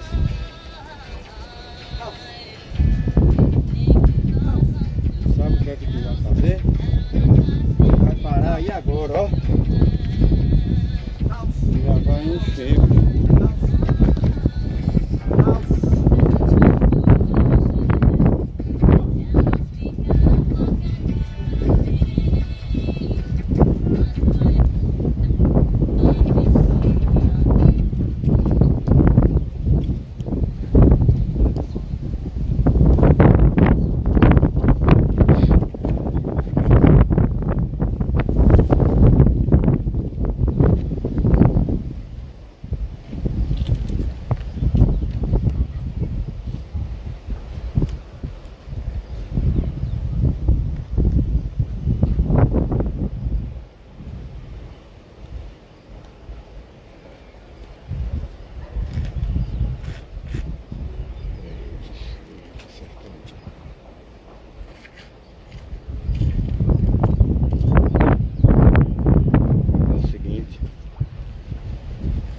Subir aqui, ó, porque aqui agora vai ficar ruim para você alinhar ela desse lado de cá. Aqui vai ter que deixar dar uma secada para depois amarrar a tábua e encher. Aí vai ter que montar um andaime lá por fora, entendeu? Vai ter que montar um andaime lá por fora, aí realmente para seguir o alinhamento. Eu vou subir aqui o degrauzinho aqui para você ficar na área. Consegue levantar lá e...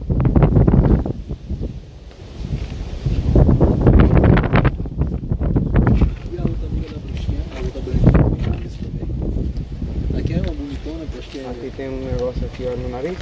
Não, a amiga da bruxinha é uma branca que tem um carro branco. Ela tem um filho que é bonitão também. Você parece com ela. Do negócio que lava roupa, não?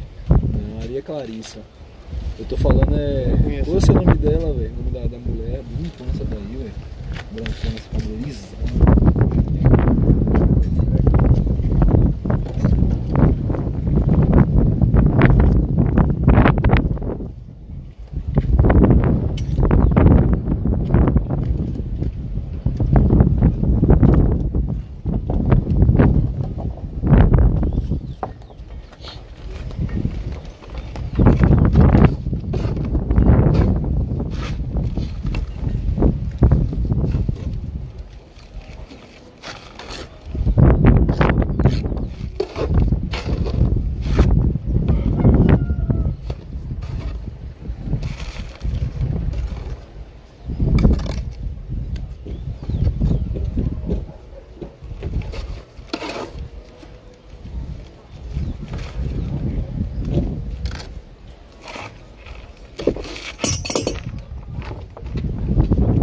Se eu me enturmasse muito com esse povo aí, eu já tinha comido umas duas dessas aí.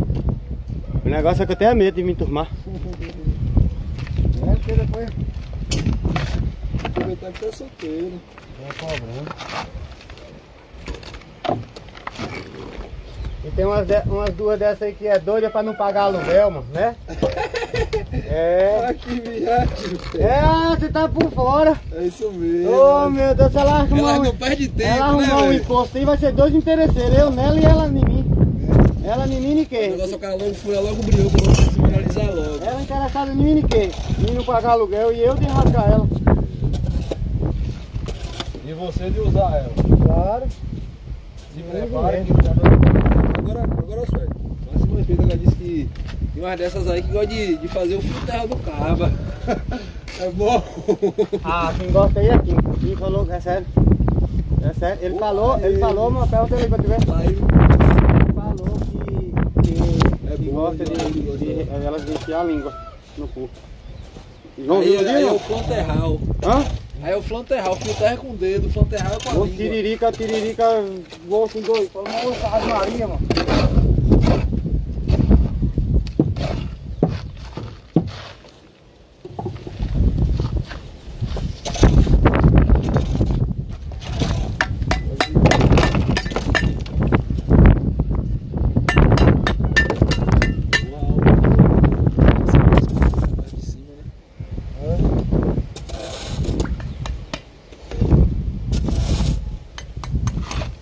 Trabalhar sábado e domingo, senhor? Oi? Não trabalha sábado e domingo, não, né? Sábado não pode ser, mas domingo não. Sábado e domingo.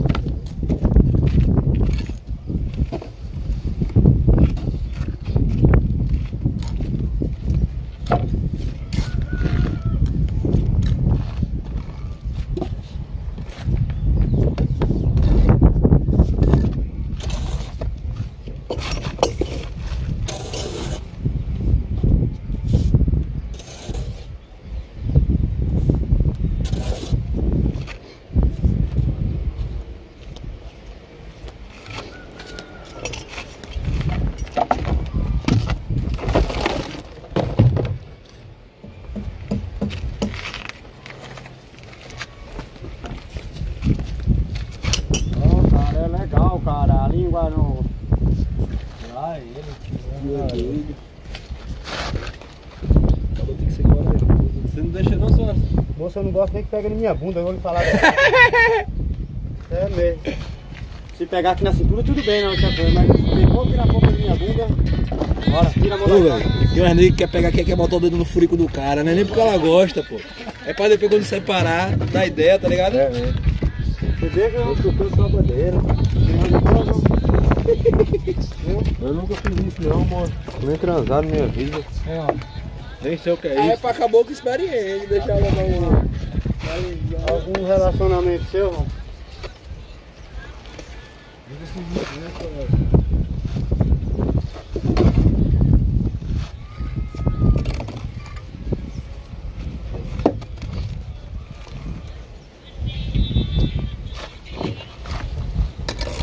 Quem dormiu aí foi de Galê.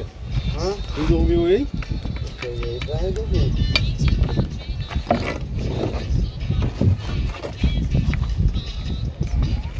Eita, procurei lá em cima.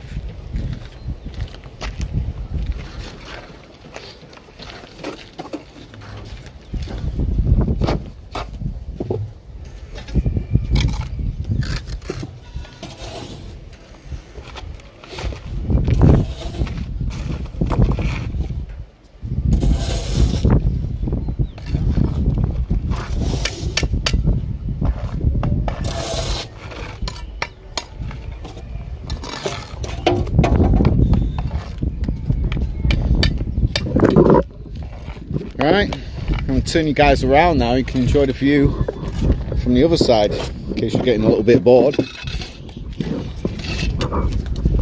If you're just joining the stream, guys, we're building a house. We're building an Airbnb in a national park in the north of Brazil.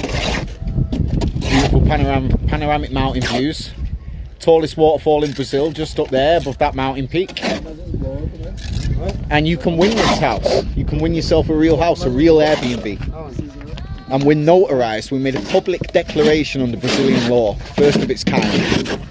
So somebody's going to win a house. We've got 4 houses to give away. My land goes all the way back there. We're going to build 4 houses. We're going to give them all away. Each house is going to be bigger and better than the last one. And on the 4th house, the 4th and final house, somebody's going to win their dream home right here in the national park, Chapada Diamantina. So enjoy the show, guys. If you want any information about the giveaway, just go to our website. All the details are there. Scroll down, check out terms and conditions. You can find proof of our public declaration, which is in Portuguese, as is required under Brazilian law. But you can find a translation there, obviously, and proof of the actual public declaration, which is available for anybody to verify. There's also details about how the raffle will be completely random and authentic and verifiable. And there's also a list of eligible wallets holding over 25,000 tokens. Because every 25,000 tokens you hold, when we hit 10 million market cap, we'll get you 1 ticket in the raffle. So you can have plenty of chances to win right now, really cheap. And I suggest you get involved before the tickets get more expensive. So, enjoy the show, guys. Let me find a place to put the camera down and Maybe I could put it up here.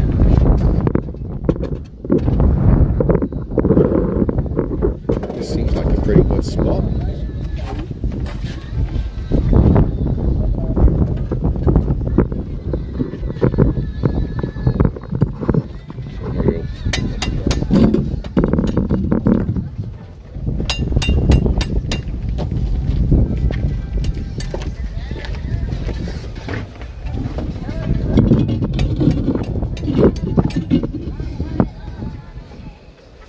Rapaziada,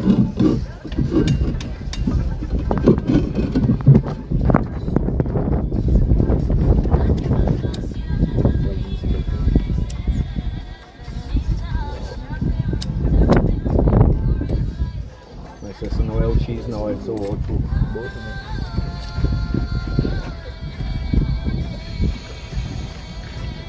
Foi barato. 15 reais a grama. de graça. É.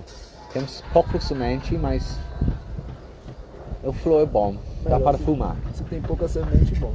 É, dá para fumar. Semente bom.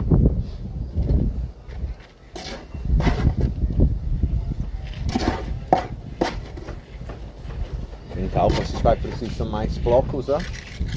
Oi? Vai precisar mais bloco? Eu acho que não. Não? Lá, você é doido? Ali tá a metade, ali a gente já gastou a metade, tipo assim, a metade já tá na parede, assim, ó. Só a parte de baixo, né? Você fala? Eu não entendeu? Só a parte de baixo, né? Os blocos. Sim. A parte de cima vai ter que comprar mão.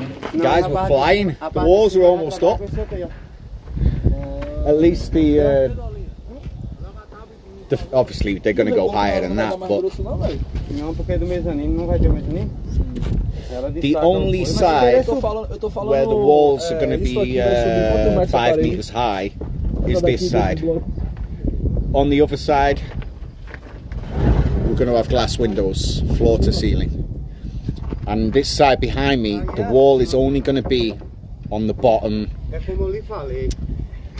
floor, because above here there's going to be a wooden deck where the bedroom is going to be, and that's going to have glass windows all the way around. Tem projeto já. Entendeu?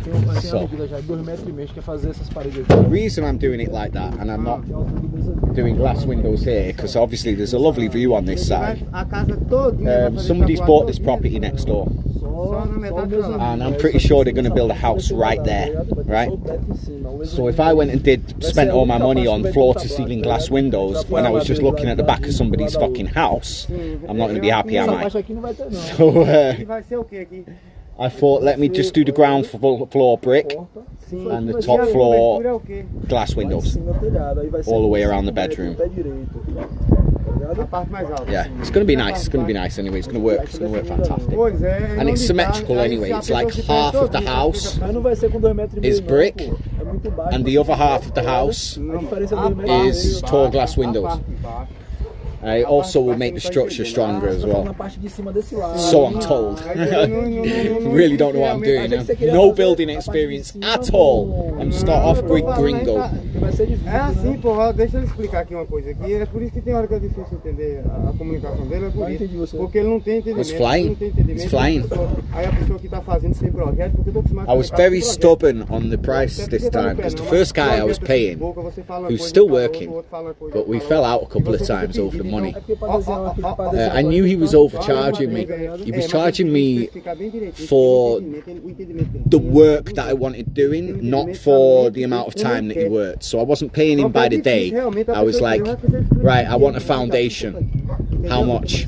He's like, this much. And then he'll just fly through it in 7 days. And I've paid him a ton of money, and he's made a shitload of money, right? And I'm thinking, I'm sure I can get this done cheaper if I pay people by the day. And I found a new guy, Ricardo, who was like, I'll work for this much per day. And I'm like, that's what I've been looking for.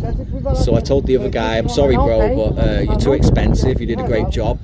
I'm gonna have to get other people in because I can't afford to keep paying this amount of money. It's not gonna be a good investment for me, you know.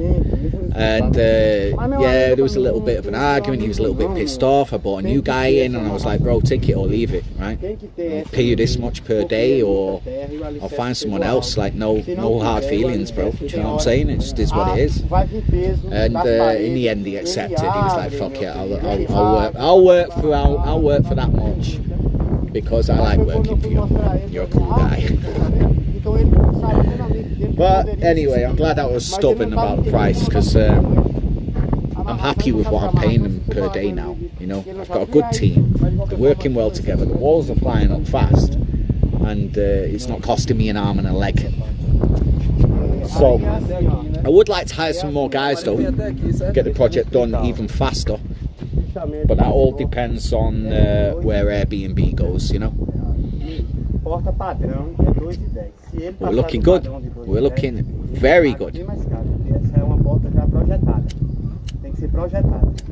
Aí o que acontece? Se o respaldo da casa 2,10, ela morre naquela altura, não tem fechamento do vitrô, tá vendo? Essa porta I think what you'll notice is as more and more of the house goes up, more and more people will be interested in holding the coin. Mas aí a parte de cima da porta vai just naturally, you know. The whole trenches know about us. We're on the 28th day now. On the 28th day. Now it took me like 3 weeks just to get the foundation done. Now the walls are going up. People are starting to pay a little bit more attention. When the roof goes up and the glass windows go up, people start to pay more attention. When the floor goes down, the lovely black tiles that I've picked out from the shop with my mother, the most expensive tiles in the shop, thanks mum. No, I also picked the same ones. But yeah, when the floor goes in and the bathroom goes in, people start to pay more attention. When the furniture's going in and they're like, no, wait a minute, I want to win this fucking house. This house is gangster, boy. So that's how it will be. That's how this project will be naturally. We're not going to pump to 10 million in a day and give a house away overnight, and we can't build a house overnight, so it's just not possible. You'll find that this will naturally and organically find its way there, and somebody will win a fucking house at the end. So 4 houses. It all goes to plan, and we do have a plan, because if you fail to plan, you plan to fail. And I never fucking fail, I never give in, I never quit on anything in my fucking life, ever.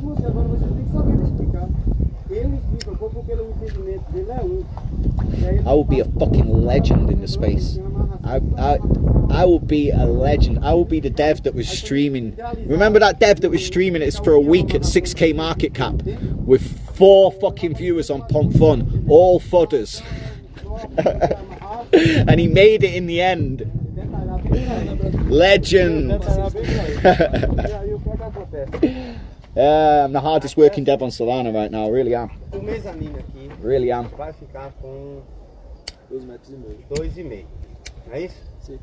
We're actually outsourcing jobs to people now, so if there's any video editors out there,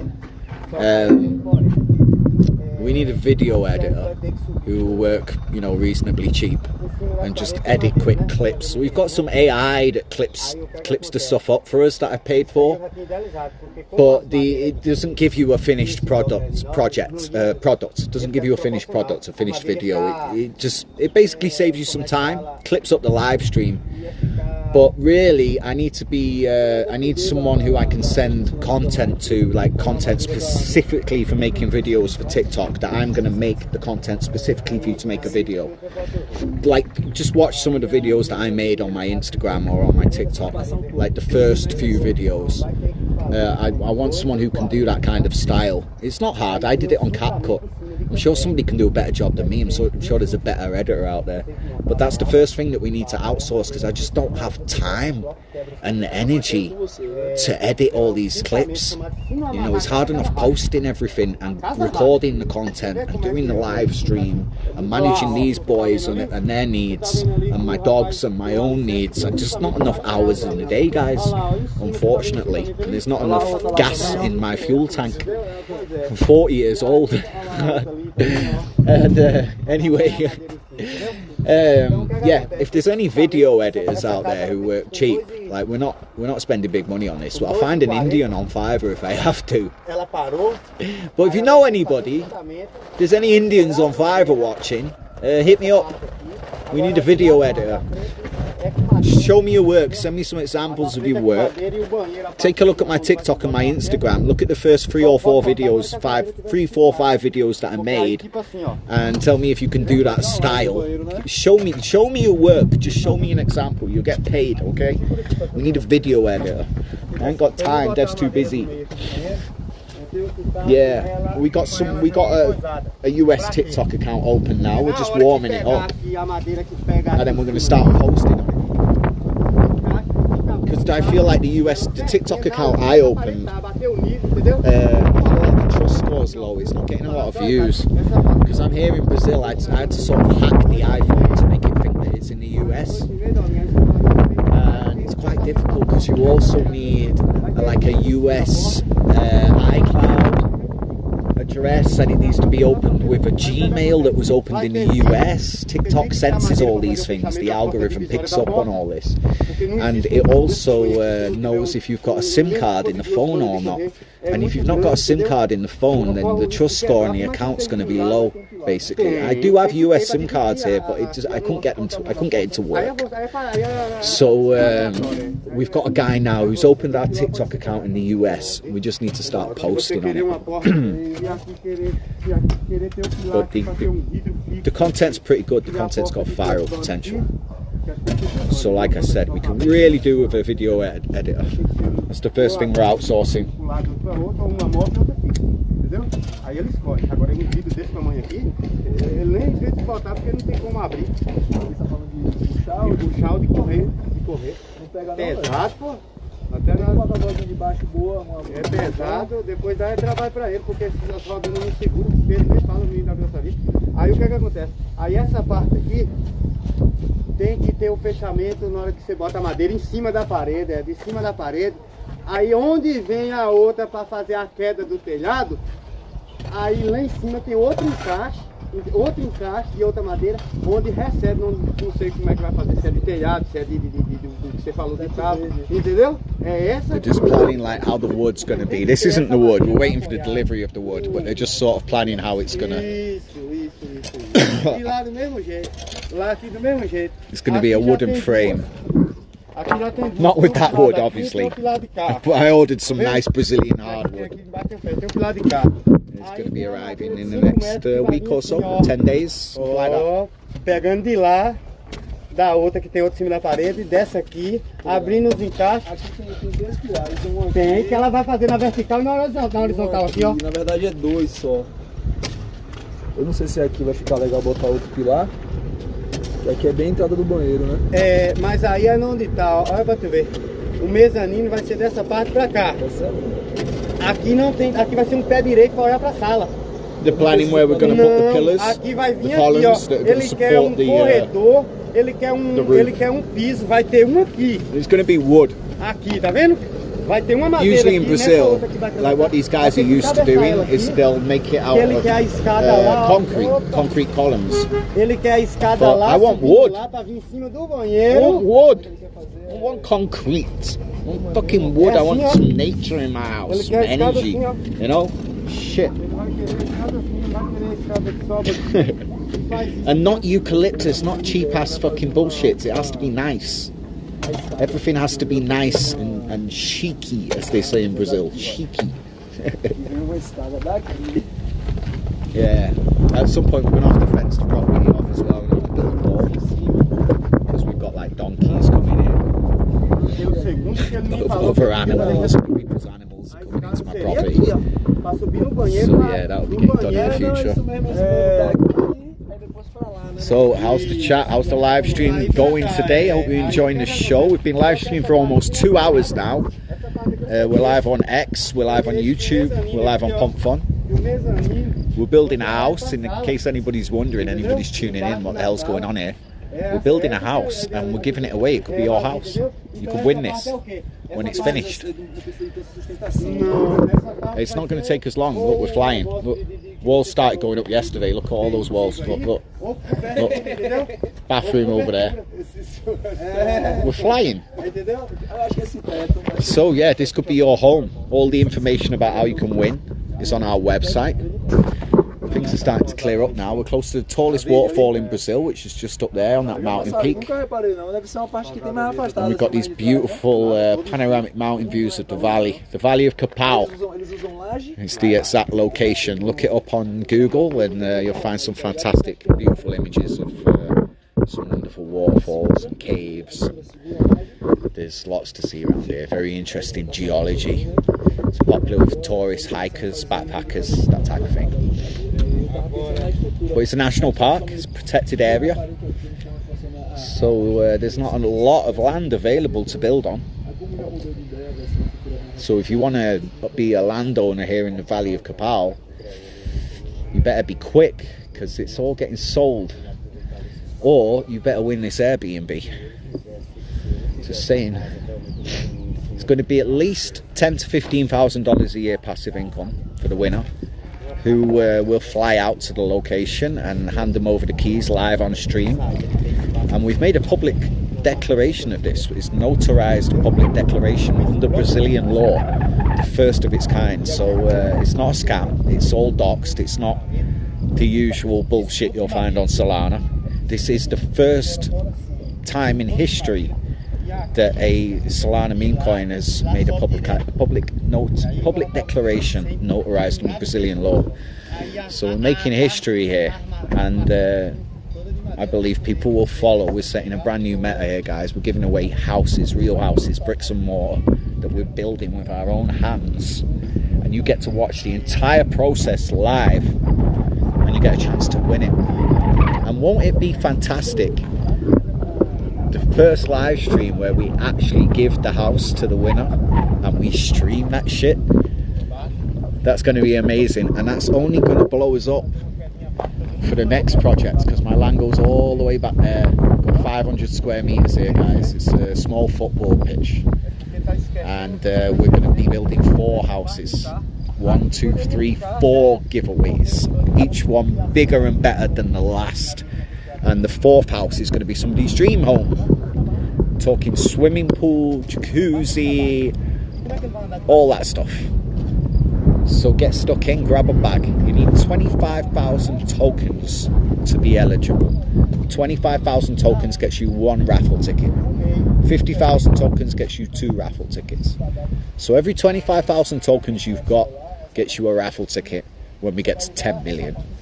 So the quicker you get in, the better, because the tickets are really cheap right now, and they'll be getting more expensive as the market cap goes up.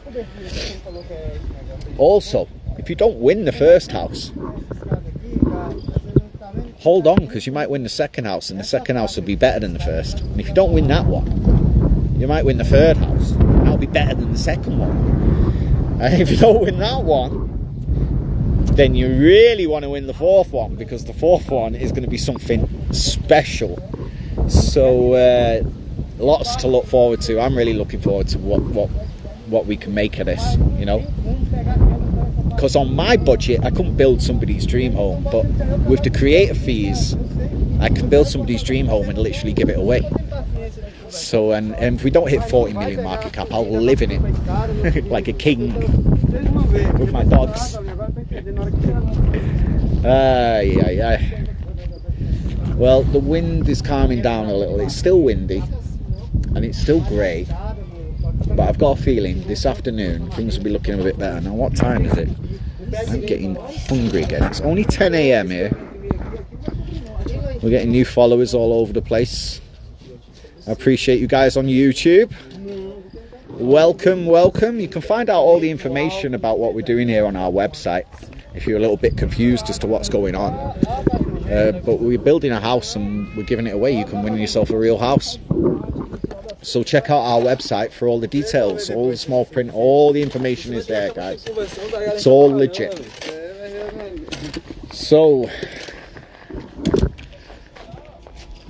mixing some more cement now. I learned how to mix cement this week and it's surprisingly easy.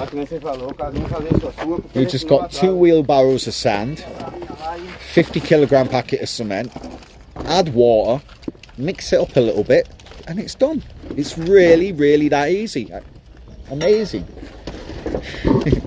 And I laid my first brick of my life just down there, just one of those bricks just down there. Now apparently I was told afterward, when I did it I was told it was perfect, and then the next day I was told it was a little bit wrong. Now what I think happened, guys, I think the wind blew really strong and moved it just a little bit, so it looked like I did it wrong, but it was really, I just did it fucking perfectly, right, like a boss. So yeah, I knew it wasn't hard to lay bricks. I was convinced at the beginning of this project that I was going to do it all myself. I was like, I got YouTube, how hard can it be? I'll just watch some videos and I'll just do it myself. I'll hire a guy to work with me and help me that's got a little bit of experience. That is literally what I thought I was going to do, and then I soon realised I'm going to have to pay someone to do the foundation because I have no idea what I'm doing. I literally don't know where to start. I watched some YouTube videos and I was like, I still don't feel like I know what I'm doing. And lucky I did, because I would have made a big fucking mess and my house would have fallen down in the wind. I would have made a bunch of mistakes. You really do need to know what you're doing. You need some experience, especially to do a foundation, a concrete foundation like this. 50 square meters is a big fucker. It's got to be solid, because if you mess that part up, then, you know, and you build a house on top of a crappy foundation, you've just wasted all your money. You're going to have to start all over again. Imagine how heartbreaking that would be. So, good job. I hired some really good workers. I got very lucky. He's probably the best bricklayer, one of the best builders in the area. Everybody hires him. He's not cheap, but everyone knows this guy. So he's experienced, you know. He's been doing this for his entire life. He works from 6-7 o'clock in the morning until 4 o'clock in the afternoon, like a G. Solid work all day. And he's got his own helpers and his own tools, his own cement mixer. He's got everything. So yeah, I'm lucky that I found him. And the new guy, Ricardo, in the blue t-shirt here behind me, he's just joined us this week. I brought him in because I needed somebody that I could communicate with a little easier, because the other fella, he's hard to communicate with, and because my Portuguese isn't my first language, right? I speak really good, but he's just a little bit tricky, right? It's not just me that has issues, but he's just a little bit racy. He's super fast all the time, right? The other fella's a lot easier to communicate with, so I'm feeling a lot better now that I've brought him in and I've got someone that I can explain. I want it like this, I want it like this, and he's like, yeah, I got it. Right, oh, that's going to be beautiful. Yeah, I can see it. It's going to be the best house in Capel. Like he's gassing it up as well. He's like, this is going to be the most beautiful house in the whole fucking region. Like, yeah. So the new guy's actually excited to be working on a project. They're all happy to be part of the project. And when we hit 10 million market cap, I've promised these guys a fat bonus. Obviously, I'm not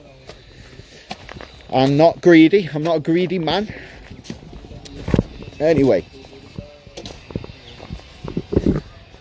so almost 10 a.m. here in Brazil. I'm getting hungry already. I'm gonna get something to eat in a second. I've got some snacks. uma seda aí, velho, na moral. A minha acabou agora aqui. O quê? Tem seda? Seda? Sim, não Tenho. uma, na moral. Ricardo needs some rolling paper. Just wondering whether I left mine. Here we go. Hello, boys. The little pit bull's still. He's still nervous. I'm going to throw water in his face again. As soon as I came in, he went and hid under the fucking desk. I threw water, in case you missed it, about not long ago. I threw a cup of water in his face because he was barking. Somebody was walking past with their dog and he wouldn't stop barking, so I threw a cup of water in his face. He's like, how did that feel, Georgie? You're going to listen to me next time and tell you to stop barking? Yes, you are, aren't you? They hate it. If you've got a dog, guys, and he's not being obedient, just throw a cup of water in his face and watch the difference. It's instantaneous. Ay. Right, then put the camera down. It's rolling papers. There we go. How was it, Georgie? Not watering your face and you enjoyed that, did you? Next time you'll listen to me when I tell you to shut up, won't you? Yes, you will. Yes, you will.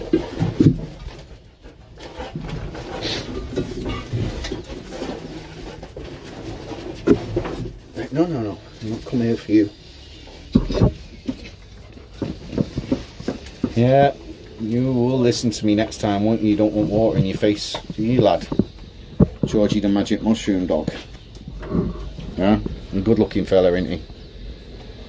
Look, he's got white eyelashes on one side and black eyelashes on the other side, look. He's a funny little dog as well.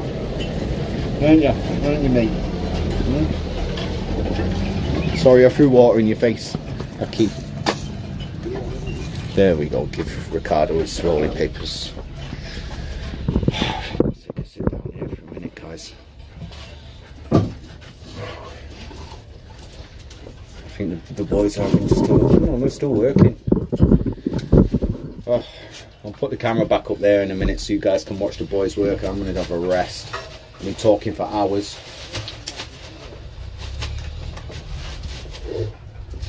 A big shout out to all the newcomers. And if you're just tuning into the stream and you're wondering what's going on, you can win a house. You can win yourself a house, an Airbnb. It will bring you at least $10,000 to $15,000 a year passive income, maybe even $20,000 a year passive income if you really crush it. And a beautiful house it will be as well in a beautiful national park in the north of Brazil. And look, my Malinois, this is what Malinois are like, look. Please throw this stick for me, Dad. 24 hours a day.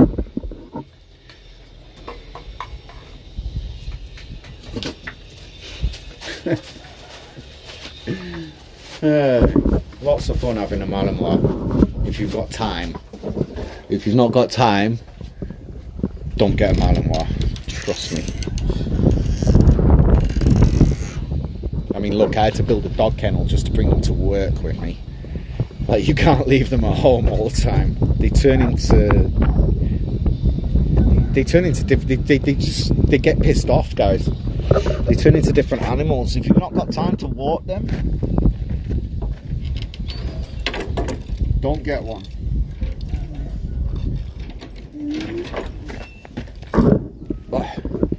But he's a lot of fun. I walked across Brazil with my Nicholas, my Malinois there. Can you see him? Yeah. We walked across Brazil together during COVID in the lockdown in 2020. Everybody was locked down in the house wearing masks, waiting for the vaccines. And I was just watching TV like, what the fuck is going on? Like, this was when I really woke up. right? When I really snapped out of things, right? And realised what's going on in the world.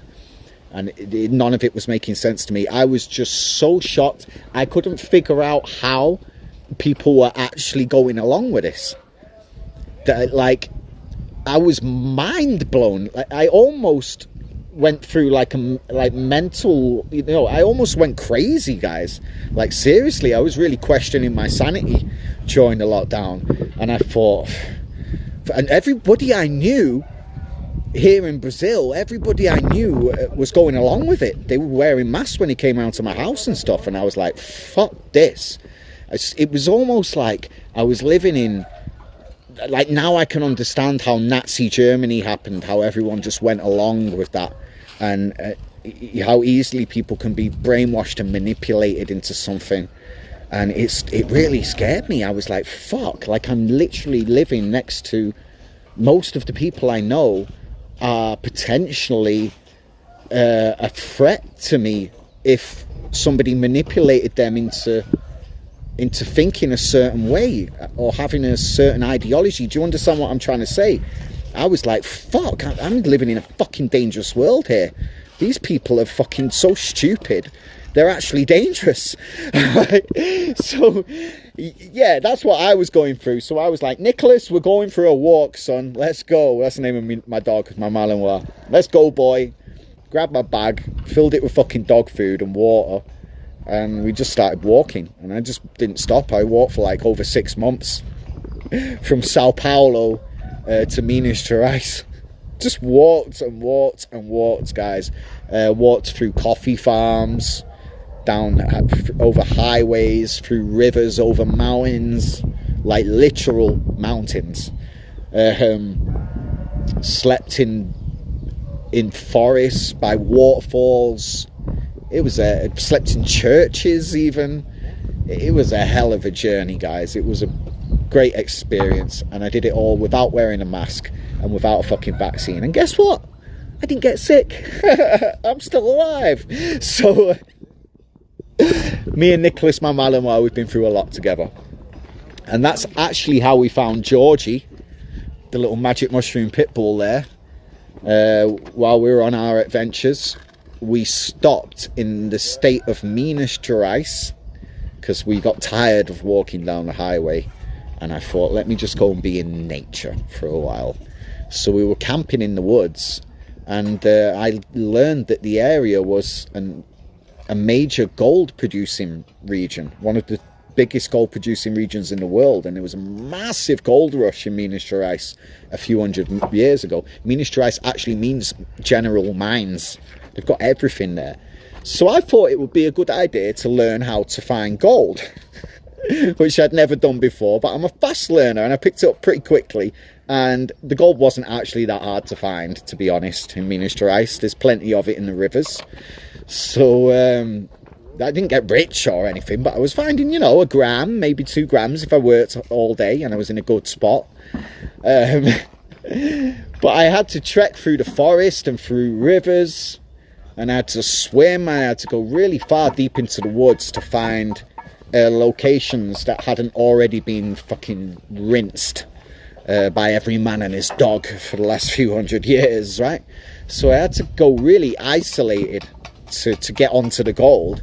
And I found it. I was finding it, and we were really far in the woods, and I've been there for about 5 days in my tent with my Belgian Malinois. And we were on our lunch break one day, and there was no trail to arrive at the location. I literally had to walk through rivers and through forests with snakes, just off trail, totally off grid. And we were on our lunch break, and this little pit bull Georgie just turns up. He didn't look like a pit bull. He looked like he hadn't eaten anything in 2 weeks. He was lost in the forest. He was full of holes and like insects, and he was in a really bad way. I think one more day he wouldn't have made it. And he just turned up and just made himself at home and sat there looking at us. Even my Malinois was like, what the fuck? Like, how did he get here? So yeah, we rescued him. I packed up my stuff straight away because I could see that this dog was going to die. And I gave him some food. He ate a little bit of food. I got my stuff packed up, got my gold. I found a good few grams. I found about 3-4 grams of gold as well over that 5 days. And took the dog to the vets, walked out of the forest, hiked out of there with him. I have no idea how he got there to this day, but God must fucking love that dog. That's all I'm saying. Because if he didn't find me, there was nobody for many, many miles. Like, you could scream at the top of your lungs, nobody would come and fucking find you, right? That's how far in the forest I was. Took him to the vets. And, yeah, saved his life. He was in the vets for 4 days. They operated on him. He survived. I took him home, started feeding him. And then about a week later, I'm looking at him one day and I'm like, is this dog been, like, going to the gym or lifting weights or something? Like, what the fuck's going on? Looks like he's on steroids. Like, what, I'm feeding him the same as I feed my other animal, right? Like, what the fuck's going on here? And that's when I realised this is a pit bull. Oh shit, I found a pit bull in the forest. So yeah, that's it. We've been together ever since. They get on with each other. They don't fight. Very, very, very rarely do they fight. They had a little fallout this morning, but I got on top of it really quickly. But yeah, they're like best friends, really. My Malinois cleans the pit bull's ears every day for like an hour. They have like a routine. They do the same thing every day. They eat at a certain time. They go for a walk at a certain time.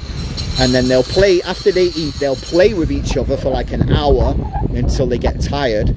And then Georgie will lie down and the Malinois will clean his ears for like an hour. And it's really funny. He goes to his water bowl, licks water so that his mouth's wet, and cleans his ears, and then when his mouth gets dry, he goes back for more water and comes back and carries on cleaning his ears, and that takes him about an hour to give him a full bath. And he does that every day, and the pit bull just lies there loving it. And yeah, they're like best friends. So I didn't want 2 dogs, but obviously I couldn't leave him to die in the forest, and he's a little bundle of joy, and my other dog likes him, so you know, I had to keep him. It's not been easy travelling around Brazil with them either.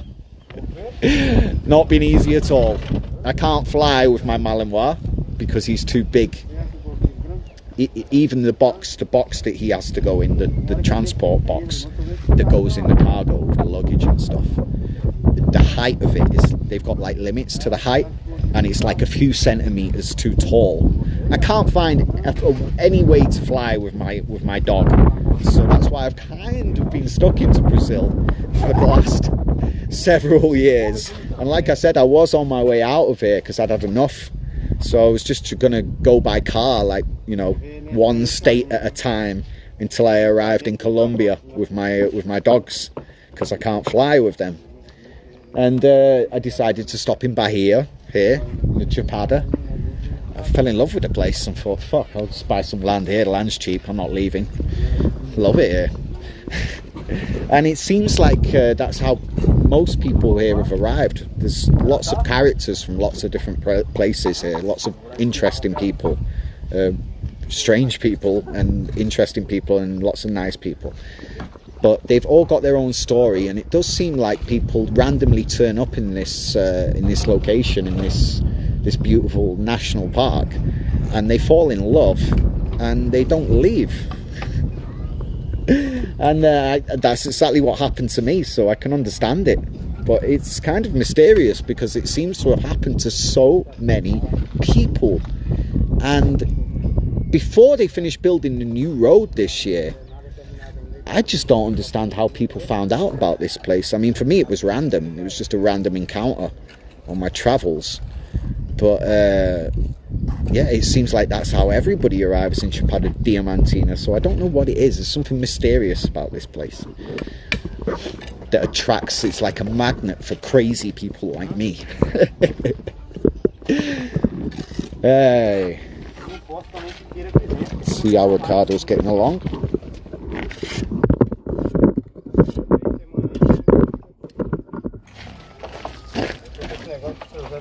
Flying. So, if you're just tuning in, guys, oh, I'm going to take a little sit down right here. Hopefully this brick don't break under my ass. If you're just tuning in, guys, I'm the dev. Hello. If you're just tuning in, we're in a national park in the north of Brazil. We're building our house, a real house, an Airbnb. And you can win it. This house can be yours. We're going to give it away. All the information's on our website about how you can win, so go and check out our website. Also follow us on X.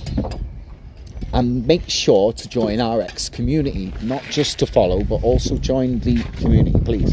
Because that's where you can talk to our mods if you've got any questions about the project. And stay locked into all the latest updates, of course. We're live right now on X, YouTube and Pump Fun, and more platforms to come, so bullish news for our holders. We make little improvements and updates every day. Almost every day.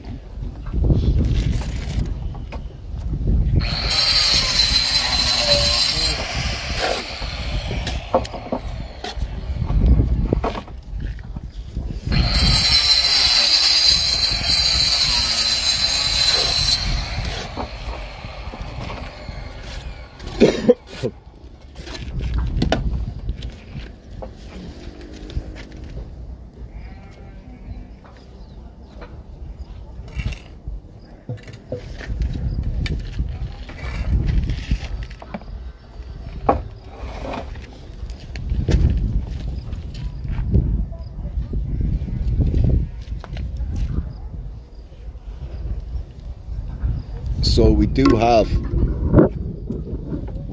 the metal columns in now. These are 3 meters tall. The property is actually going to be 5 meters tall, but these metal columns go at 3 meters, and that's what's going to support the walls. We've got 5 of those installed. And that's just for one side, because only one side of the property is going to be blocks, because right here is actually going to be a road.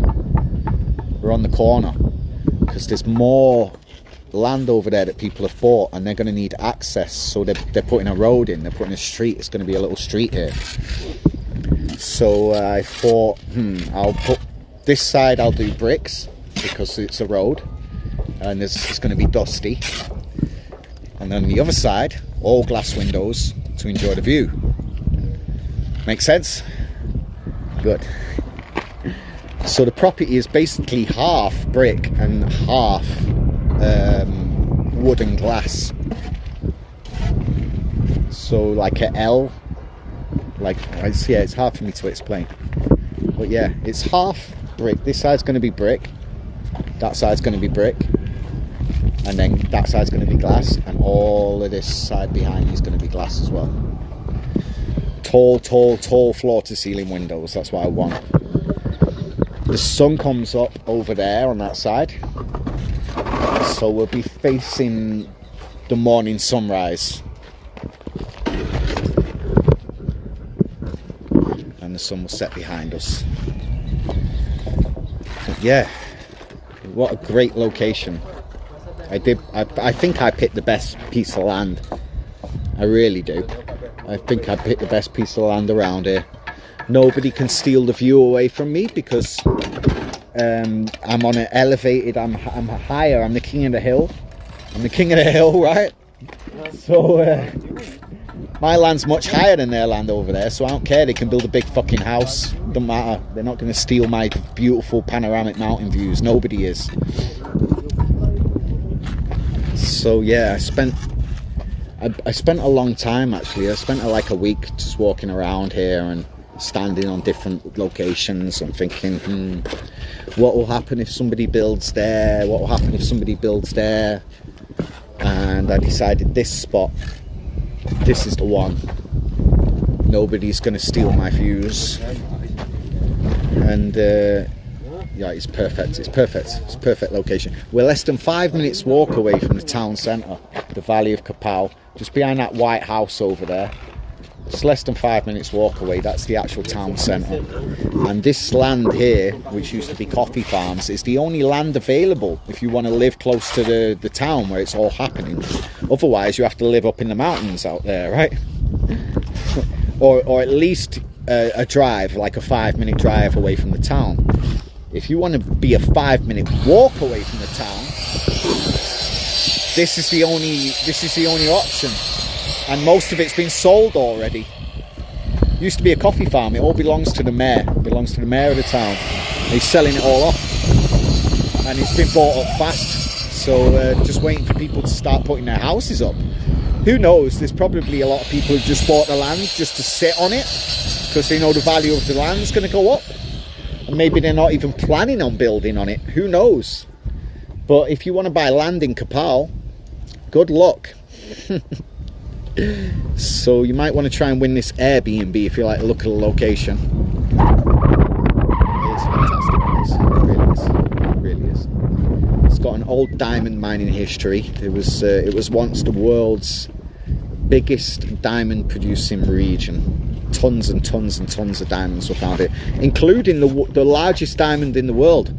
They called it Pedro.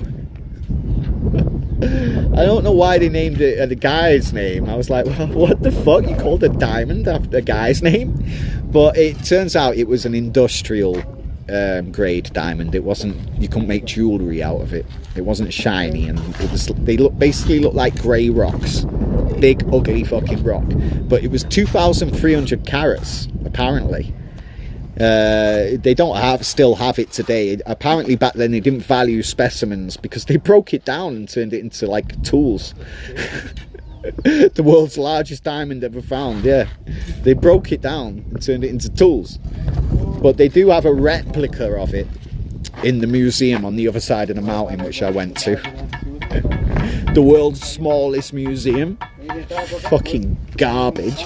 No information about anything, nothing to read. This is bullshit, just this replica diamond, and like it was awful.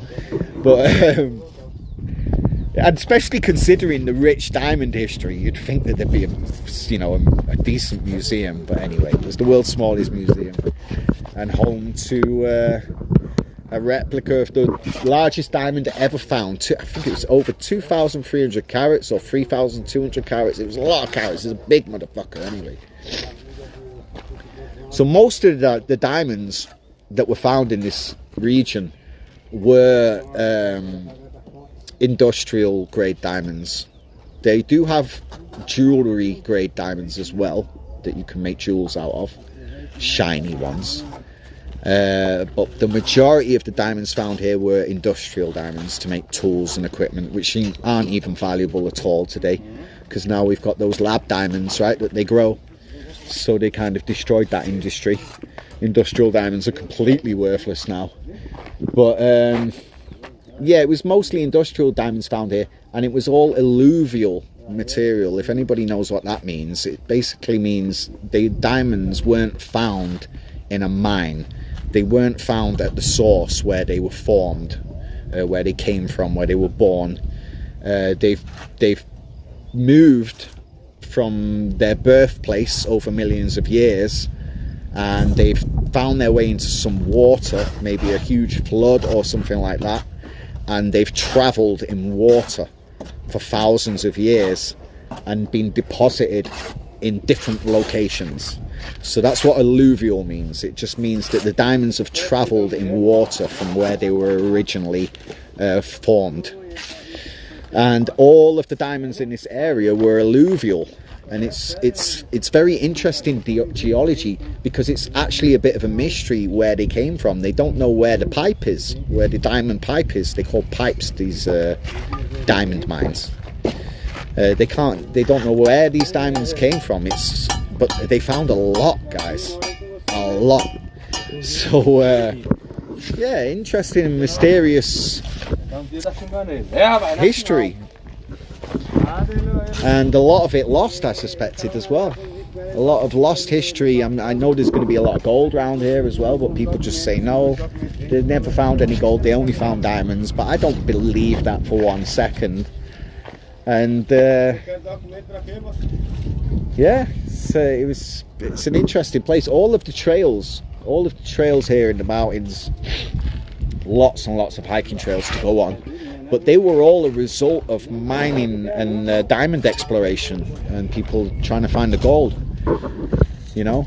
So you can thank the old-time miners for all these beautiful hiking trails that we can enjoy today. And I don't believe that they were hiking into the mountains to go and look at the waterfall like we do today. No, they were trying to get paid, for sure. So yeah, it's got a rich history. The town on the other side of the mountain is called Lensois, which means white sheets. Apparently because all of these miners hundreds of years ago, when everyone just came here from all over the world to find the diamonds, they'd camp, they'd turn up and they'd set up little tents on the hills, and they all used white sheets to set up their tents, white tents. So they actually named the town White Sheets. Or sheet, no, not white sheets, sheets, just sheets. Lençóis, that's Portuguese for sheets. So look it up. Lençóis is beautiful. It's on the other side of the mountain, but it's a lot more developed over there because that's where they found all the diamonds. This side, I believe, was a little less rich. They still found a lot everywhere in the entire Chapada Diamantina region, which is quite a huge area. But Lençóis was the major town where it was all happening. So it's got very beautiful cobble streets, very beautiful architecture from the old days. There's lots of restaurants there. There's a bus station, you know, there's a gas station, there's a police station, there's everything. You can call an Uber. There's phone signal. It's a lot more developed than the Valley of Capal. But I like it here. I like it here, and I think that this is going to be the next hotspot now that they've just built the new road connecting the town to the city. So the only way is up for the Valley of Capal, in my opinion.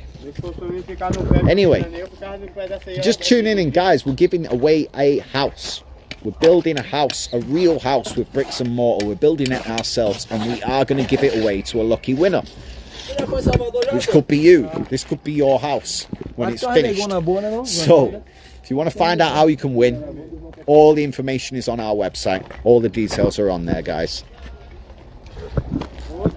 Any holders, remember, every 25,000 tokens you're holding in your wallet gets you one raffle ticket to win a house. So if you were here early, which many of you were, diamond hands, love you guys. Respect. You guys have got millions of tokens, literally hundreds of cheap ass raffle tickets that could actually potentially win you a house, as well as make you a lot of money in the process. So well done for spotting the project early and being a fucking believer. Smart money knows that this is the best project on Solana. Tell me I'm lying. Tell me I'm fucking lying. Show me another project. Show me another project that's doing anything like this. There you go. It's a no-brainer. It's a no-brainer. Smart money 8 already. They know what they're doing. So follow the money and win a house. That's going to be the best live stream ever. That is going to be the best live stream ever. Flying the winner out here. I hope the person that wins is actually available to come here and receive the keys in person live, because it will be an awesome fucking stream, a reaction stream, you know, getting the raw emotion, somebody winning a house, and I hope it's somebody that really needs it, because it will make great fucking content and it will show the world just what can be done with crypto. Just an average person like me. I'm not a rich man. I can't afford to fucking build a house and fucking give it away. I I don't have the connections to do a marketing campaign, to do an online raffle, right? And sell raffle tickets to hundreds of thousands of people. I don't have those skills, I don't have those expertise. But with Solana, with a meme coin on Pump Fun, little old me can just launch a fucking meme coin with like $20, 0.1 Solana dev wallet, and it can turn into something like this. So it just shows what can be done with crypto nowadays, not just rugs and scams. And this is the first time that anybody's done anything like this on the Solana blockchain. Don't forget, guys, we got a notarized public declaration under Brazilian law. So the giveaway's doxed, it's official. There's no way I can get out of it now. If we get to 10 million market cap, I have to give this house to somebody or I'm gonna get fucking sued. And I'm a landowner, I don't want to get sued. I own all this land, so please don't fucking sue me. You're gonna get your house, okay? Don't worry. We got this. We're building it for you. Anyway, I think I've fucking talked enough, right? Fucking talk for hours, I can. It's now 10:30 AM in Brazil. I'm gonna rest you down here so you can let you watch Ricardo, because you get a nice view of the mountains from this side. I'm gonna go and take a little break and get some snacks and see if my dogs are okay.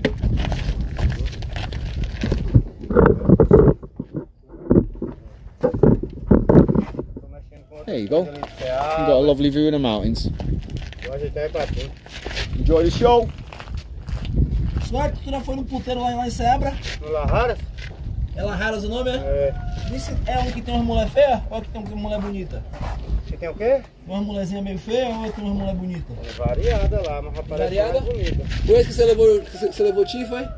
Você não levou Tim não foi? Não foi nesse, mas não foi eu que levei não. Ah, o Tim falou que só tinha mulher feia lá, velho. Aonde? Só tinha as Você barriadas. não conhece Tim não, moço, sabe como é que é as mulheres bonitas de Tim, não? De hoje. Tim seleciona, né, Tim? Eu tô falando com o rapaz ali. E você não gosta de mulher feia não, não é não? Não. E aí agora todo mundo só tinha feio. Mulher já é problema e não tem virar feia. Tu é doido? Ele apaixonou, foi pro Juliana, não foi, Juju? Mas o problema é, depois que você mora em Venezuela, vai morar em Venezuela por 5 anos e volta para o Brasil ou qualquer país, para a Inglaterra. Só tem as top, país, tu é e doido. você vai achar todas as mulheres feias, cara, porque as venezuelanas são tão lindas. É, as colombianas também, cara. As colombianas. Que maravilha, velho. Eu acho a colombiana mais linda. Porra, não, a colombiana e espanhola são as mais gatas pra mim do mundo. Eu acho que e as brasileiras, colombiana cara. é o mais lindo, mas Venezuela tem muito mulheres, cara. As indígenas pra mim são as que eu mais gosto, as indígenas. Vou mentir, nem preta nem branca, as indígenas. Venezuela tem muito mais mulher que homem. É cheio. Qualquer rua, qualquer padaria. Mas lá vive uma ditadura da porra, né? Na parada do ônibus, A sempre ditadura, cheio. a ditadura lá é braba, né? É bravo, infelizmente. Lá E no eles João, pagam lá você tudo. morre de trabalhar. Você trabalha um ano lá, um exemplo, um ano pra ganhar R$300. Né? Mas olha, se você for pra lá, Vale um mês se você for pra lá, comprar só arroz. com 10 mil na conta, você é barão. É. Você passa Mas bem. Outra coisa, 10 mil barão, não, 10 mil você fica pobre, porque lá tem um regime lá que você tem que pagar. E não era assim, era o país mais rico. Mas foi depois de Nicolás Maduro Muito e petróleo. agora desse desgraçado foi depois de Nicolás Maduro e desse outro, que o nome dele é o... Hugo Chaves. Não, Hugo Chaves e agora de Maduro. Primeiro foi com o Hugo Chaves e agora é esse desgraçado desse Maduro aí. E realmente ele fraudou as eleições aí agora, que quem ganhou foi aquele outro, mas o nome dele é... É outro que não. O outro que Mas, ganhou. foi assim Só que o pouco. comando do exército, o comando das forças armadas é tudo ele. 20 anos fazendo isso. É. Cada eleição. Ele é o comando e agora você sabe quanto é que a cabeça dele tá em prêmio? 50 milhões. 50 milhões que o Donald Trump deu pra...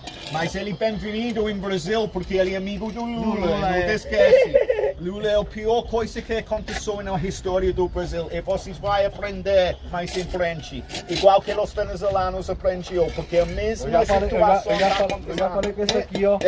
Mas aí é uma política externa. Realmente a política externa. Os venezuelanos falam isso, eu já vi tudo, cara. Eu já vi o futuro. É uma política externa. A política externa é realmente o direito de expressão, ó. Ele arromba mesmo. Lá prejudicial. Prejudicial é realmente lá para Venezuela. Realmente. E se chegar realmente a acontecer como lá na Venezuela aqui no Brasil, o Brasil também tá fudido. Só que tem um problema aqui, sim. Você entende, você tem mais entendimento do que eu acho nisso aí. Tem um problema aqui no Brasil, porque são todos, não tem direitos iguais aqui. Tanto o outro partido Bolsonaro, ele só favorece a outros. Aí a classe mais baixa também fica fodida. E Lula rouba, Lula é a favor lá de realmente, como você está falando de Maduro. Só que aí tem um problema. A classe baixa, ele favorece um pouquinho. E a rica, ó, então, mas bosta por bosta, viu? Quer saber uma coisa? Quando o presidente joga a oposição, Bolsonaro, na cadeia, vocês têm um ditador. Vocês têm um problema enorme. Ele está acabando com democracia, com liberdade. E quando acaba isso, vai aprender. Venezuela, bem-vindo. Bem-vindo. Vocês têm um ditador, Lula. Vai ser um ditador. Marca minhas palavras. Quem joga oposição política na cadeia, eles jogaram. Não é democracia.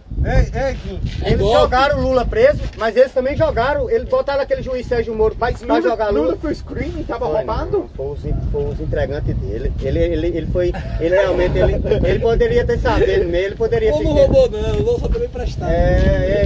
E Bolsonaro tá aí, comprou foi 500 imóveis. Os dois são fodidos. Os dois são fodidos.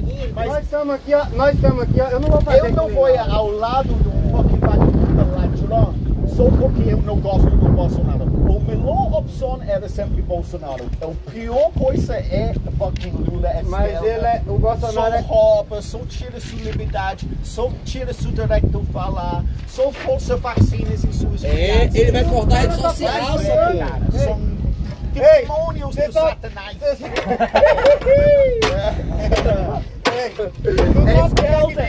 É Satanás, cara. Tu sabe por que Lula tá tirando o direito de expressão dos bolsonaristas? Porque ele só sabe xingar e defamar. É mesmo. Ele só ataca. Mas pelo menos eles falam que eles sentem, eles não falam mentiras, não? Eu prefiro isso, que alguém me fala a verdade, que me fala mentira em minha cara. Bolsonaro na pandemia foi o que matou mais no mundo, gente, aqui no Brasil. Eu acho que os vacinos matou mais, cara. Eu não tomei essa vacina, os vacinos estão matando mais. Bolsonaro deixou muita gente morrer com a irresponsabilidade dele. Essa não é verdade, eu não acredito nisso, não. Eu não acreditei no lockdown. O lockdown foi coisa ruim que matou mais pessoas que o vírus. O vírus foi mentira, a vacina foi mentira. Vocês tomam o maior golpe do mundo. Meu sangue puro. Não tem nenhuma vacina nessa sangue, cara. Eu nunca fiquei doente em minha vida. We're talking politics here, guys. This is a very left-wing state and I'm super right-wing conservative, right? And I make it known. I lived in Venezuela. I saw what communism has done. And you now have a communist president here in Brazil called Lula, who just threw his opposition in jail. He's on house arrest, 70 years old. They gave him 25 years for some absolute bullshit, right? It's basically, democracy is pretty much finished here now, and they've got this moron president, and I'm just letting them know, because they all voted for him.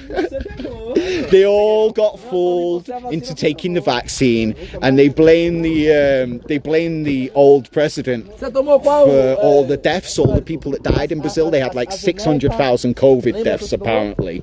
I don't fucking believe the data, but that's what we're discussing right now. I'm just educating these people about the scam that just took place and how they were all fooled into taking poison. And this blood's pure. There ain't no vaccines in this body, in this temple. None needed.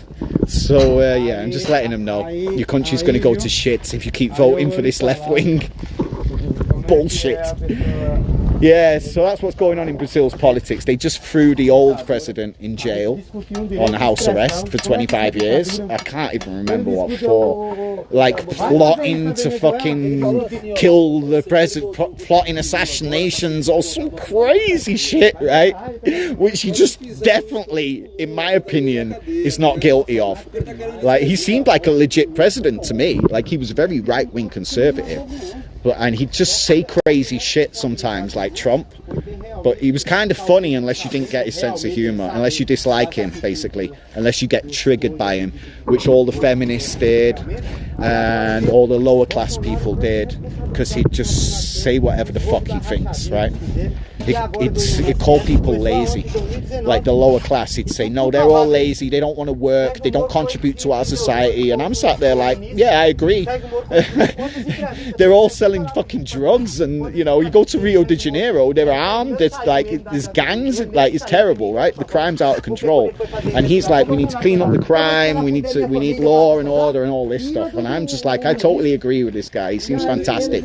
He says what he thinks, says what's on his mind. He's not, I don't feel like he's lying to me or manipulating me. Anyway, he was sort of against the lockdowns, and he was against the vaccine, and he was coming on TV saying crazy things like,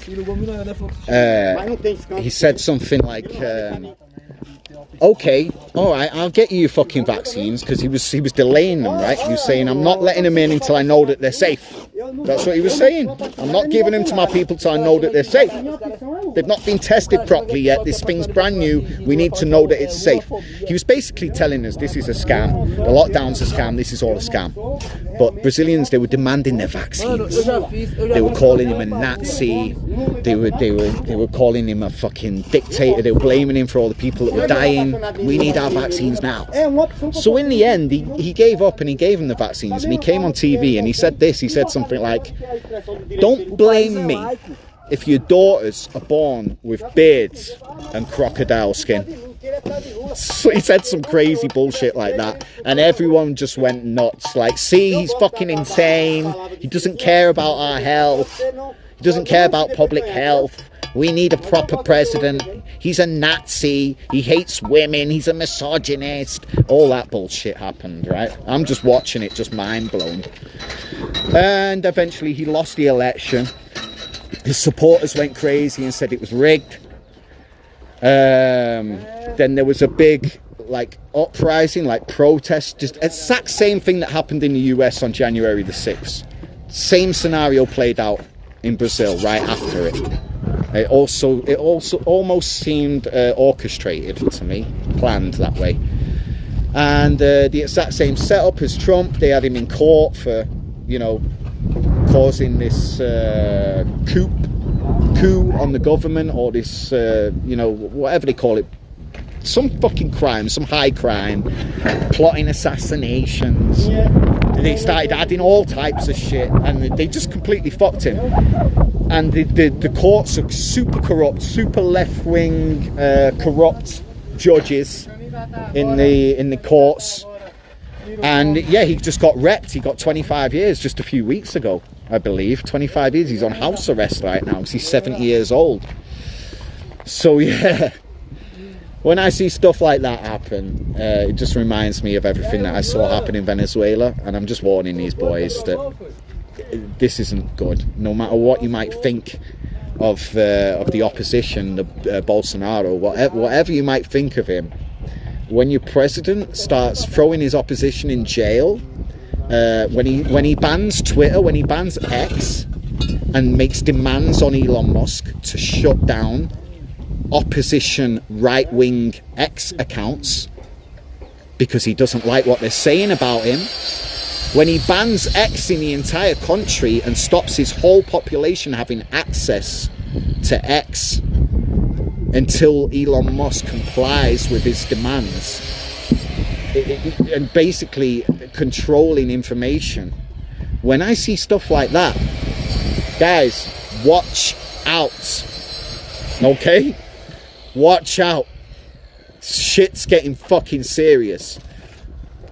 You know, you're about 2 steps away from full-blown dictatorship. Welcome to Venezuela. So that's what I was just explaining to these boys. and trying to, hopefully, it was probably the first time that anyone has ever put it to him that way. Yeah, so let's move away from the politics. Anyway, let's get back to the house, get back to the project. If you're just tuning in and you're wondering what's going on, we're building a house, and you can win it. This house could be yours in this beautiful national park. It's a bit grey and cloudy today. The last few days it's been windy and grey, but it's usually got clear blue skies, and we actually get lovely rainbows here as well almost every time it rains. Big, like the most perfect rainbows you've ever seen in your life. Big arched rainbows that go all the way across the valley. Sometimes double rainbows, but it does happen all the time when it rains. So we're in this beautiful valley of Capal in the Chapada Diamantina National Park, and we're building an Airbnb that you can win. All the details on how you can do that are on our website. Time is it, guys? I'm getting kind of hungry. It's hard work, this streaming, you know. It's not as easy as you think. 11:15 a.m. Still early. I'm going to get a little snack again. I'll leave you watching Ricardo for a minute. Don't forget to check out our website, guys. If you want to know how you can win this house, it's going to be a beauty.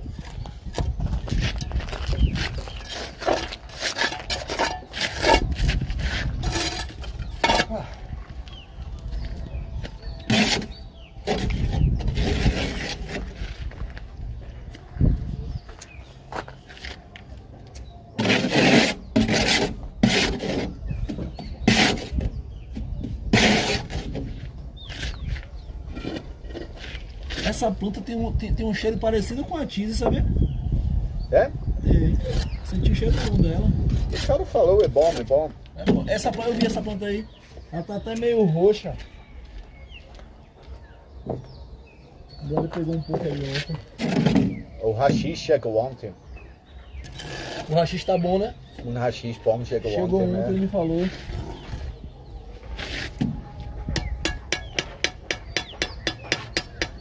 O hashish tá com cara boa. É, parece boa. Ele faz hashish muito boa ali. Né, tu? Quem é eleitor de Lula, né, tu? É, ele vai ser ditador, com certeza. Ele vai ganhar de novo, tu. E ele vai ganhar de novo. De novo. Tu é doido, não quer Agora, tu sabe uma opção que eu acharia que o Brasil poderia mudar? Era com aquele Ciro Gomes. Eu votaria em Ciro Gomes, não votaria em Lula nem em Bolsonaro. Tem chance? Vai ter que ter três ou quatro, são quatro. Ah, eu pensei era só esses dois. Não, vai ter 4 candidatos. São ok. 4, é Ratinho Júnior,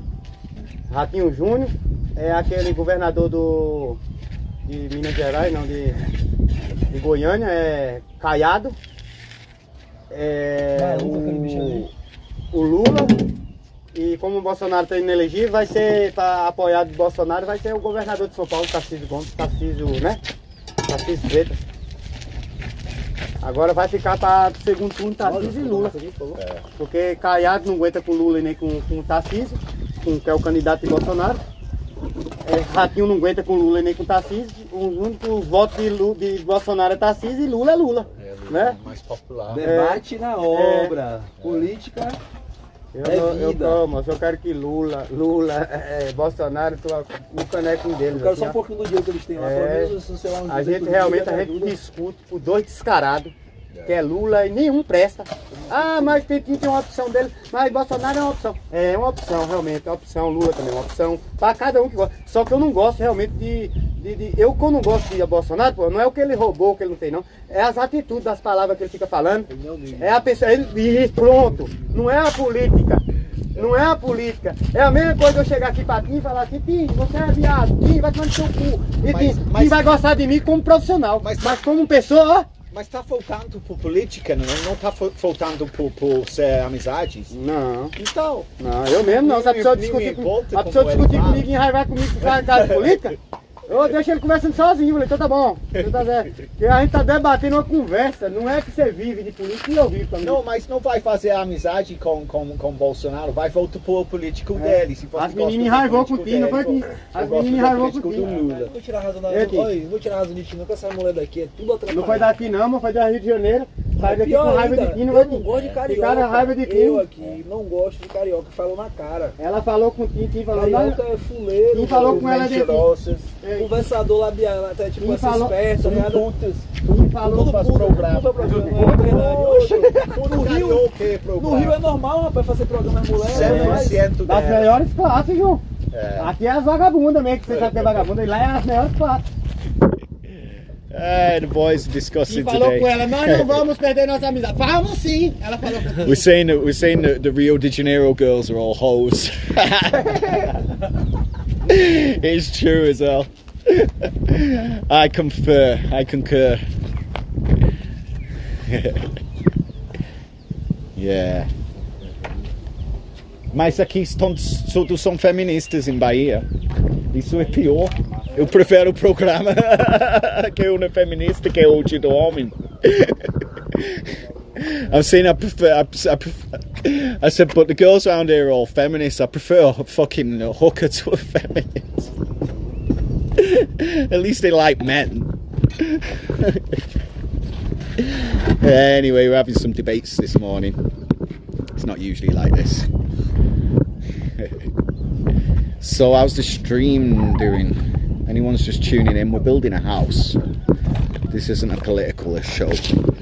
We're actually building a house. We're going to be giving it away when we hit 10 million market cap. So grab a bag, take a seat, enjoy the show. It's going to take a few weeks to build a house. Currently live streaming on X, YouTube and HuntFun.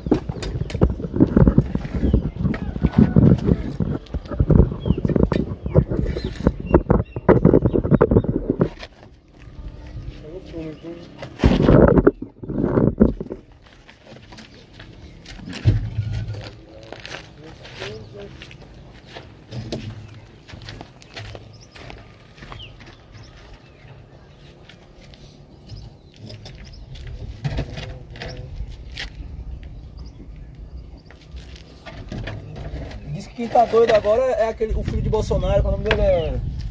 Lá, Bolsonaro? Sim, que tava lá nos Estados Unidos, asilado político. E aí, Bolsonaro ficou os caras queriam botar Bolsonaro na cadeia. E aí eles queriam armar alguma coisa entre Trump e Lula. Só que aí no final, Bolsonaro cumprimentou Lula, falou bem de Lula, falou bem do Brasil. A gente alimenta os Estados Unidos, pô. A comida que tem lá. Mas a casa tá caindo pra ele, mais aquele Paulo Figueiredo, viu? A casa tá caindo pra Eduardo, mas Paulo Figueiredo. Eduardo Bolsonaro vai pra cadeia, pô. Ele tá querendo livrar o pai dele, não é os pessoal do 8 de janeiro, não. Ele vai acabar saindo de lá extraditado. Vai preso. É meu sonho ver aquele desgraçado preso também. Na verdade, essa família toda.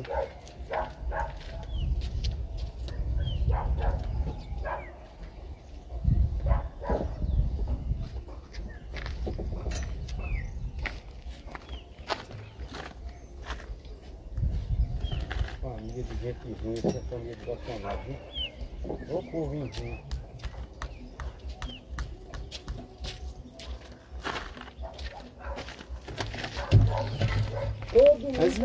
Todo mundo que acompanhou ele tá rolando.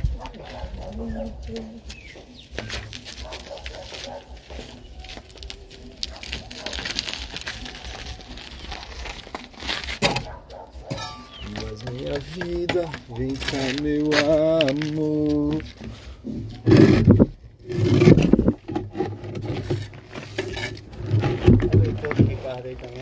Tu é doido? Hã? Se depende do meu voto, ele morre. Falando é do Carmo. Lula? Não, Ricardo, né? Você votou nele, não foi? O Ricardo aí, prefeito? Sim. Ricardo ia pedir de um voto meu para ele sobreviver, só se ele falasse pra mim, me prometer, ó, que nenhum dos funcionários dele aí entra no... Eu conheci ele pessoalmente lá na pousada daquele bicho naquela pousada que tem ali na entrada de Palmeiras. Vocês vão porque ele é família, não vai na família, né? Hã? Também ouvi, boa opção hoje. Isso é bom, pô. Mas eu lhe concordo com você, porque você tem problema pessoal, realmente. Mas se não tivesse problema pessoal, você estaria com ele. Estaria mesmo. Mas se você tá vendo? Eu entendo você, eu não tô tirando com sua cara. Eu concordo com você. Realmente é uma opção. Você não vai ficar sem votar, senão você não é democrata. Entendeu? Você não vai falar, ó, não vota não. Não. Isso eu não vou votar, não. Entendeu? Não quero Eu vou falar isso pra você e falar, nem vota. Realmente é sua opção. Mas que é a opção realmente. Se o Wilson não for uma opção para um lugar, realmente não está sendo, que eu não sou cego. Não está sendo beneficiário a nada aí, como tô vendo aí. Agora, Ricardo, o resligador também é racional, 55. Gastador. Já bateu o nível aí, doente, aleijada. Esse pessoal pelo Alberto do Palferro mesmo, esse povo é doente. O pessoal da mulher aleijada. Alberto deu uma paulada na costa da mão. E aí eu disse que umas pessoas dessas merecem estar no poder. Porque política agora só envolve gente que tem dinheiro. Não entra uma pessoa pobre e fraca mais, bicho. É, velho. Pra ganhar. Carro de gente que nem João, que nem carro.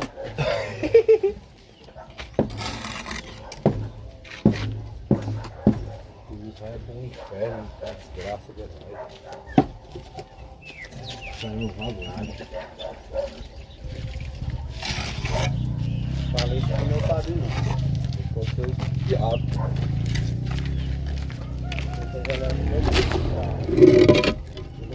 Eu não vou fazer de viado também. Já levou muito sustento lá pra sua casa. Deus tá no céu e tá vendo. Sim, já. Já levou sustento lá pra... Não tem mais bem. Virador de terra safado. Eu sei bem, era muito feliz. Ousadia da forma. Eu sei bem, viveu muito feliz lá na piscina dele de cima.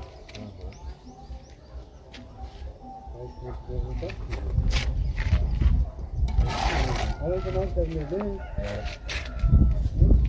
Era.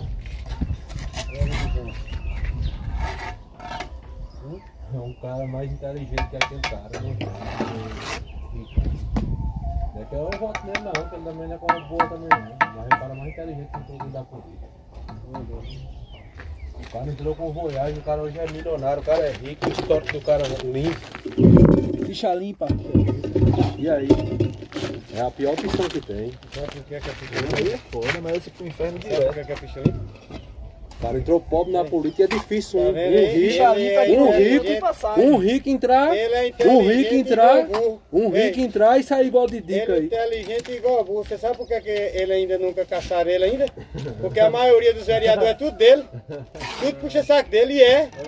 Ó, 4 vereadorzinhos do lado do outro lá e a maioria tudo. Pega os papéis, embola e joga fora. É assim que funciona lá? Nada, você sabia que é a maioria que coisa? O presidente da laia dele. E tudo lá, advogado, vereador da laia dele.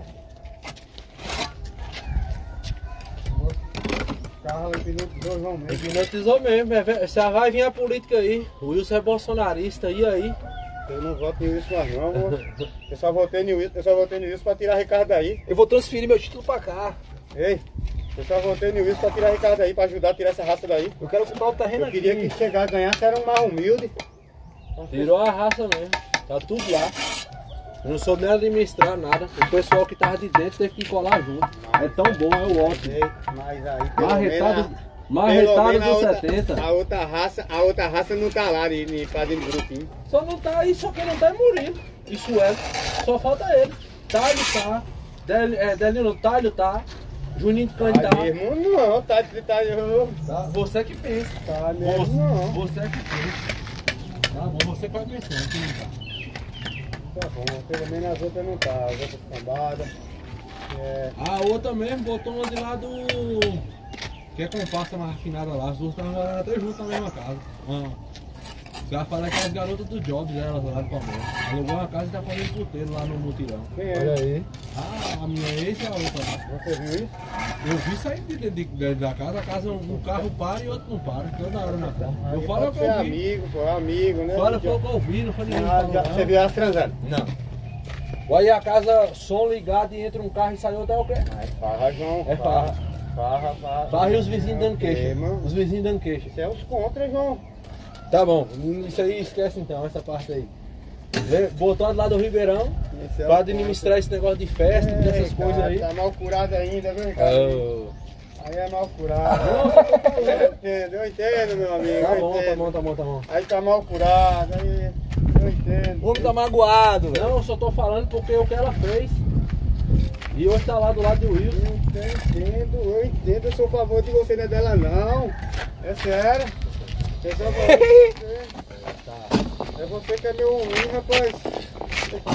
Ainda bem que você saiu fora, né, Big, também dessa história. Tá com essa mulher atrasalada. Agora se eu fosse solteiro e encontrasse uma rapariga, aquelas que faz programa e ainda traz dinheiro pro cara, eu ficaria com ela, velho. Passando dinheiro pra mim, vai lá, cai na vara dos caras lá, bota a camisinha. Senão ela bota a camisinha lá, a gente faz um teste de HIV pra ver se tá tudo certo. Ela trazendo dinheiro, pai, pra cair pra casa, deixando eu comer outras. Tá lindo. É a administradora, de não sei o que lá, que tem vários pontos importantes aí. Essa aí que eu tô falando do Ribeirão.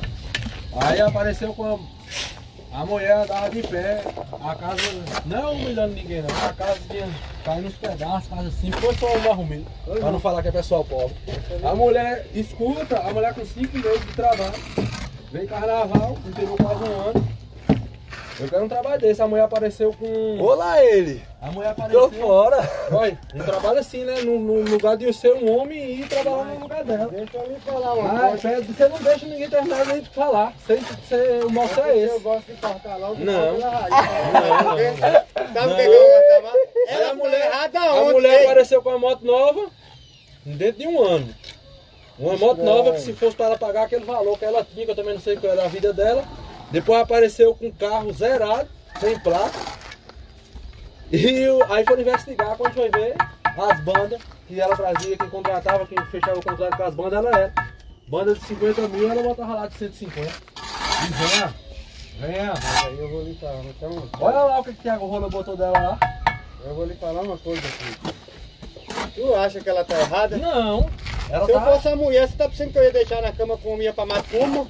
Eu falei, burro é nós que envolve com mulher pobre, fodida. Ei, mulher é rica. burro é nós que... Só pro buceta? Burro é nós que não sabe se for no lugar da gente. Que nem elas falam, pica pura da gastura. Aí, viu? Qualquer desgraça que a gente arruma na vida da gente, depois nós fica reclamando que nós estamos passando que nós estamos passando por isso, que nós estamos passando por aquilo. Tá tomando gaia. Ô, moça, a gente, elas estão certas, porque se elas puderem tirar, roubar ou deixar um chifre levado, viu? Sim. Porque Dá uma marretada dos 70. a gente é que é burro, a gente não sabe. Tem tanto homem certo aí que só se envolve com mulher mesmo, que quando sai, pelo menos sai com alguma coisa na... Ei, pega um bloco, pega um bloco. Pelo menos sai com alguma coisa. Nós quando sai mesmo aí, sai desonrado ainda. É com os nomes feios. Uma marretada dos 70.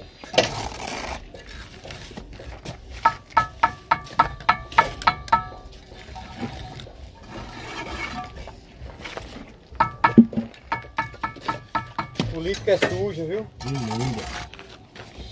Ele é tão inteligente, tão bom, que faz ficar junto com ele aí.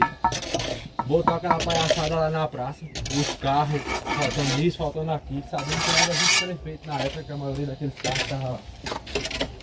É tão inteligente que ele é.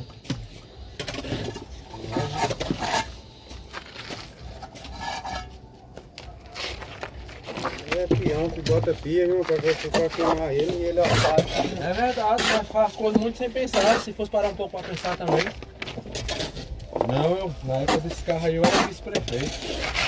E era compasso os dois. E ele mesmo me falou que Ricardo era de mal dele, que não vai ser necessário, porque Ricardo tá devendo ele.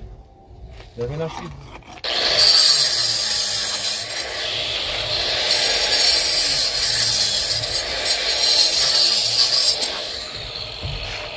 Ele falou com ele mais não, que Ricardo tá devendo ele. Lá no Codão, lá em cima. Devendo 200 mil ele. Ave Maria. Ele não vai pagar não. Aí é 100 mil, 100 seu, 1.000 de um, 2.000 de outro. Pedacinho de cada um esse dinheiro. Falou. Tava eu, Noel e Jaciano, foi pegar um pouco lá em cima. Ele parou com o carro.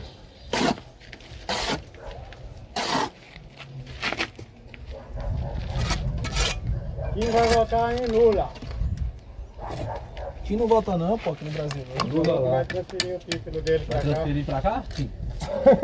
Sem título? Quem é eleitor de Lula e de Maduro?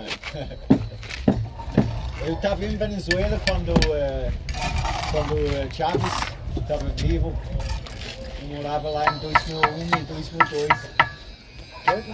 Foi quando começou A ditadura. tudo os problemas começou lá, quando eles o povo tentou tirar Chávez. Eu estava lá, eu tinha 17 anos. E todo mundo parou de trabalhar, o país inteiro. O petróleo parou, Coca-Cola parou, todas as empresas que vendem cerveja, arroz, macarrão, todo mundo parou. Os professores, universidades, todo mundo parou de trabalhar por 3 meses, falando, não vou trabalhar mais, eu quero que Chávez vá embora, eu quero que o presidente vá embora. O presidente ficou falando, se vocês continuam, vocês vão quebrar o país. Tudo está piorando por causa de vocês. Eu não vou embora. Hein, João? Em Cuba, se você ganhar tipo assim R$1.000, João, 500 tem que ficar pro governo, né, Tim? É. Na Cuba é assim. Se você ganha aqui mesmo, quando os médicos cubanos trabalham aqui, ó, o salário deles aqui, por exemplo, se for 3.000 e pouco, R$4.000, vai a maioria mais pra lá, pro país dele lá, e eles ficam aqui com o carro raspando. Foi problema, ninguém estava trabalhando, a economia quebrou, tem muitos protestos, tinha 1 milhão de pessoas no Caracas protestando na rua. E o governo mandou o militar para matar pessoas, ele matou 9 pessoas. Isso foi quando começou tudo a guerra lá.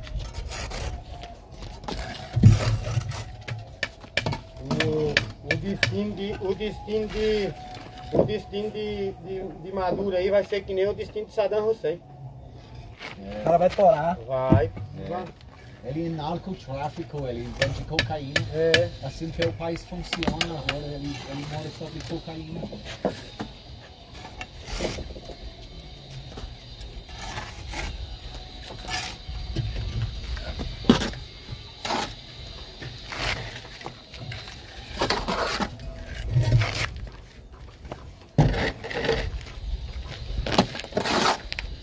Right, let's go guys, you want to watch me do some work? Listen, if you just tuned in, you can win a house. We're building a house, we're going to give this house away. And you can find out all the details of how that's going to happen on our website. I'm the owner of the project, I'm the owner of the land. We're going to be building 4 houses and giving 4 houses away. Each one bigger and better than the last house. And we're live streaming the entire construction. Plus, we made history.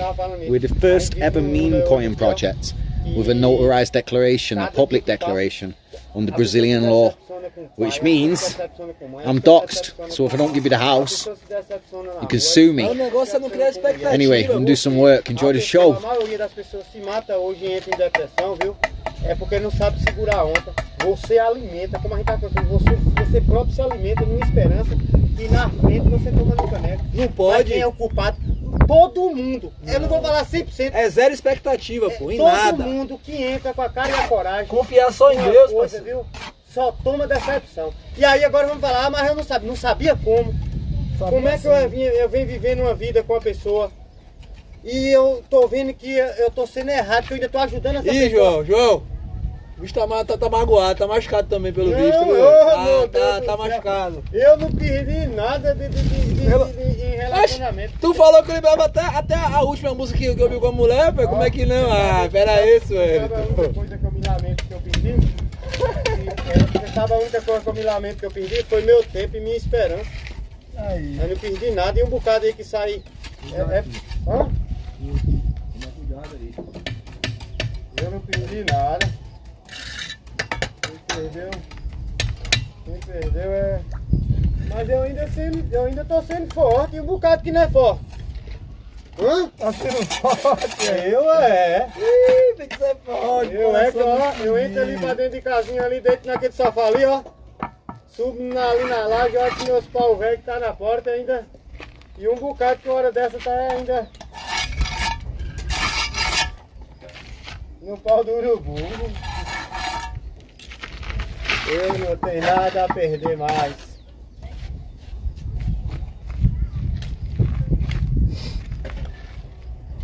Já pus. Eu não vejo uma cremilda de bom coração. Até que me provasse ao contrário. Você tá magoado. É assim mesmo, alguma desgraçada machucou seu coração. Todas que eu tive. Alguma especial. Eu tava falando pra João aqui que eu sou apaixonado por uma mulher que tem 19 a 20 anos que a gente é largado. Imagina aí, se eu tô apaixonado por É o quê, homem? Hã? 19 a 20 anos? Que a gente é separado. Porra, é essa, mano? Não superou, imagina essa velho? que tem 4 meses. Vamos dar esse, vamos levar logo. Eu sou apaixonado por todas, moço. Não superou, não? Foi depois de Não. 20 anos, moço? Superar, superei, que eu sou uma pessoa bem plantada. Pô, Eu mano, mas não depois de vivo- 20 eu não anos vivo- você é apaixonado ainda, velho? Sou apaixonado, não vou mentir pra você. Imagine por essa que só tem 4 meses, hein, não? Eu tô apaixonado por você. Eu já não consigo mais. Eu já tô te apaixonado ver. por um ali que eu nunca nem comi. Você virou minha cabeça. Aí que tá o perigo, pô. Você tava falando de uma coisa. Eu Olha, já tô apaixonado ali por você um tava ali falando de que- uma coisa agora, que não pode ter que criar expectativa com nada. Mas como é que você já tá apaixonado assim antes? Nem Mas nem eu tá sei combinando. me sair. E muitos não Aí depois sabem, você muitos fala vão pra que- pé de balcão, muitos Aí não- você fala que não pode confiar, claro que não, né, mano? Não é confiar Ei. com mulher. Se você não saber segurar sua onda de você perder ou aceitar ela com outro, ou aceitar que ela não lhe quer mais, viu? Se você não saber segurar essa onda aí, você não precisa se apaixonar por ninguém, viu? E nem criar expectativa. Eu quero é ver ser forte que nem eu sou, aguentar Mulher por tem um dentro. bocado, pô. Mulher tem meio mundo. O cara sofre nos primeiros dias, depois passa. Uhum. Eu já larguei da mãe da minha filha. A mãe da minha filha é bonitona, olho claro, cabelão lisão assim, pá, sofria pra porra. Eu ficava vendo outro cara comendo ela e o cara, tipo assim, sendo o pai da minha filha. Depois que eu separei da mãe da minha filha, eu peguei tanta mulher, parceiro, que eu esqueci rapidinho. Era mulher todo final de semana, só as top. Quando o cara tá com o tempo ocupado, pô, não tem tempo pra mulher não, pô. Se o cara estiver ocupado fazendo coisas, a mulher não vai ter importância nenhuma. Agora se o cara só vive pra mulher, quer ver a mulher, quer transar todo dia, quer carinho, quer amor, aí o cara fica carente, né, velho? Eu tô fazendo amor comigo mesmo agora. Olá ele. Tempo ruim. Os copos são medonhos. É difícil, eu pendurei um ali, ó. Eu vou xingar um agora na hora que eu botar meu copinho ali, que é difícil. Eu boto assim, pendurado aqui, ó. Aí usa e não bota no lugar e eu fico com os dois.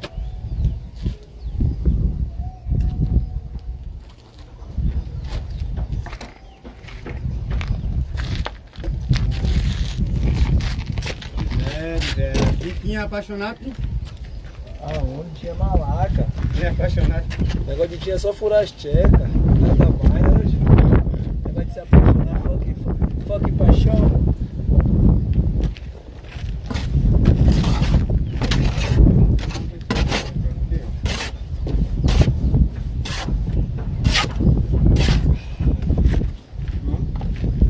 Não, eu tenho.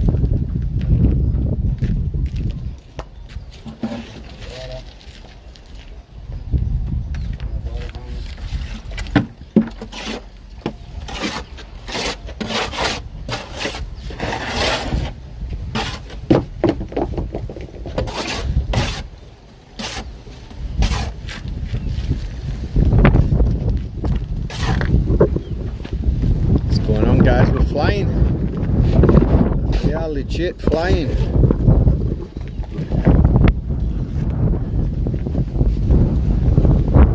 World's going up. God speed. Wind's back. It's not usually like this. It just started the other day. It's the end of winter. It's my first time living around here in the north of Brazil, so it's completely different climate to where I was living previously in Rio and in Sao Paulo. Brazil's such a big country, it changes dramatically in every state. But yeah, it's usually blue skies and rainbows. And then we usually have a pleasant breeze, but this is like gale force winds. Almost blew my tent away last night.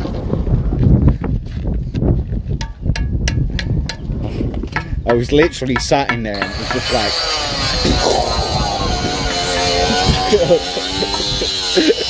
I was like, any second it's just gonna, the blue bit on top's just gonna go. I put the bricks down. Good job I put the bricks down.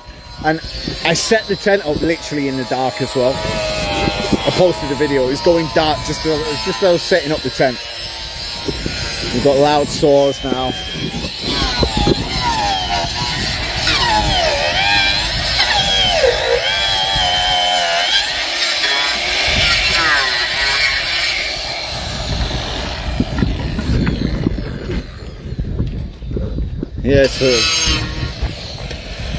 So that was fun, setting up the tent in the dark in the wind. Well, the winds were really strong last night. I was kind of worried as well that these I left these bricks on top of the dog kennel. I was kind of worried that one of those bricks were going to fall down onto the tent in the wind. I've better actually move those tonight, because that is a possibility. The wind was that strong. I mean, it could take the other thing I was worrying about was the rest of the shed that I built falling down. Or the roof coming off, because those pieces of roof are quite heavy. You don't want that landing on top of your tent in the night. But anyway, up to now it's been okay. One of the walls blew off in the wind, but the roof held. So I didn't do that bad a job. I was literally just saying as well on the stream, I think yesterday, I was bragging about the tool shed. I built that tool shed by myself. And then the next thing, the wall blows off. Come back to the stream the next day, the shed's almost fallen down. At least the roof didn't blow off though, right? At least the roof's still there. So I got Sue Ellison to do the dog kennel, because we need a proper dog kennel for the pit bull. Whoa, I'm getting in the way. Aí o cabra fica rico, sabia assim?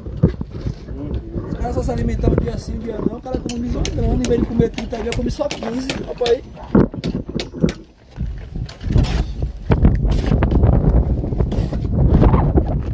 Oh, that's going to fall down. The wind's getting really strong. No, falando que você fez o canil. Tá me xingando? He thought I was saying bad things about him. I'm just saying he built a dog kennel, bro. Stop being paranoid.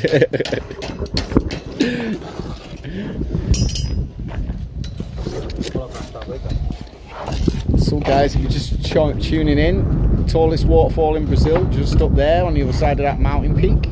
And you can get up there by walking along a trail, which takes about 2-3 hours. It's quite hard work, but it's worth it. You can get up there, you can see tallest waterfall in Brazil, the Chapada Diamantina. And this is the Valley of Capão that runs through there. You can see the valley in between the mountains. It's beautiful, beautiful valley as well. And the big rock face up there, just over my head, called the White Wall, the Morro Branco. And the Chapada Diamantina, if you want to look it up on Google, you'll see a bunch of fantastic images and photos of some mountains, some waterfalls. interesting caves, beautiful place. And we're building an Airbnb, we're building a real house. That's what we're doing right now, building a house, and it could be your house. You can win this house.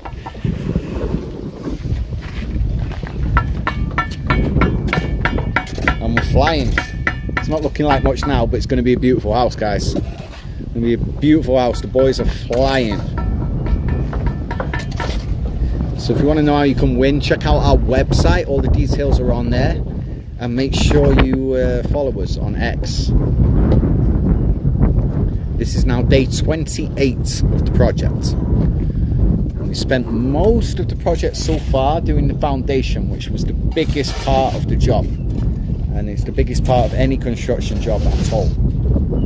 And you can just see how quickly the walls are flying up. We literally started these walls yesterday or the day before. We didn't even do a full day. We started in the afternoon on Monday. We did our first full day yesterday. And today is our third day working on these walls. And look how far we've come already. Plus we've got the support columns installed, 3 meters high. The property is going to be 5 meters high, so it's going to be a tall property. It's going to stand out in the area. And the foundation is already at quite an elevated position, so the house is going to be it's going to be like the king of the hill, you know. And I can't wait to see what kind of views we get from the elevated position. We're going to have a nice roof garden, really big roof garden, and we're going to be able to enjoy these panoramic mountain views from up there. I can't wait to see what that looks like. So big projects, takes some time to build a house. You're gonna have to bear with us.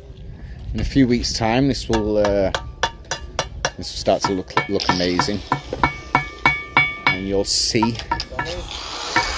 We'll have more of an idea what the finished house is going to be like. Lots of tall floor-to-ceiling windows, so we can enjoy the views. If you win it, it's going to be fully furnished, guys, ready to rent out as an Airbnb. You know, kitchen utensils, pillowcases, bedding, sheets, washing machine, all that type of stuff.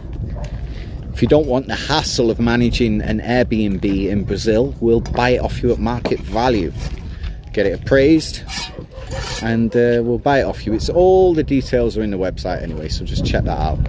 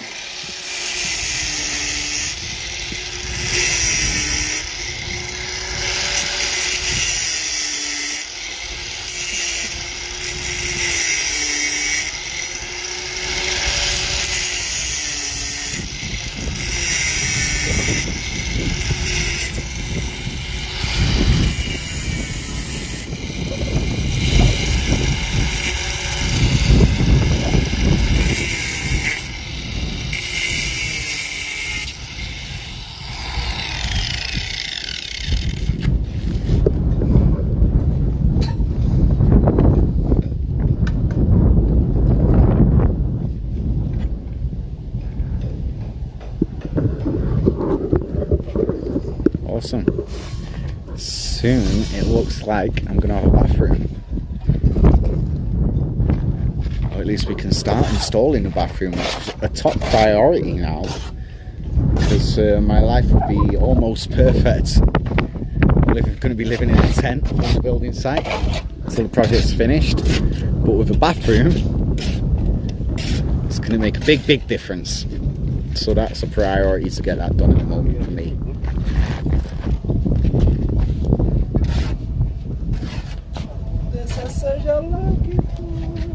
So apologies to the future winner.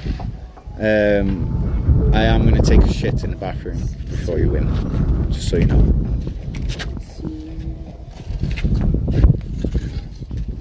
Stinky shits.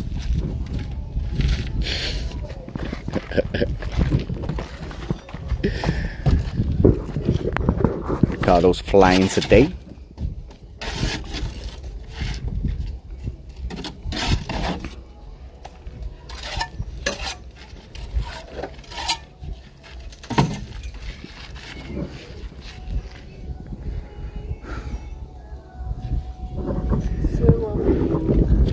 Now, what I'm thinking, I want a fireplace.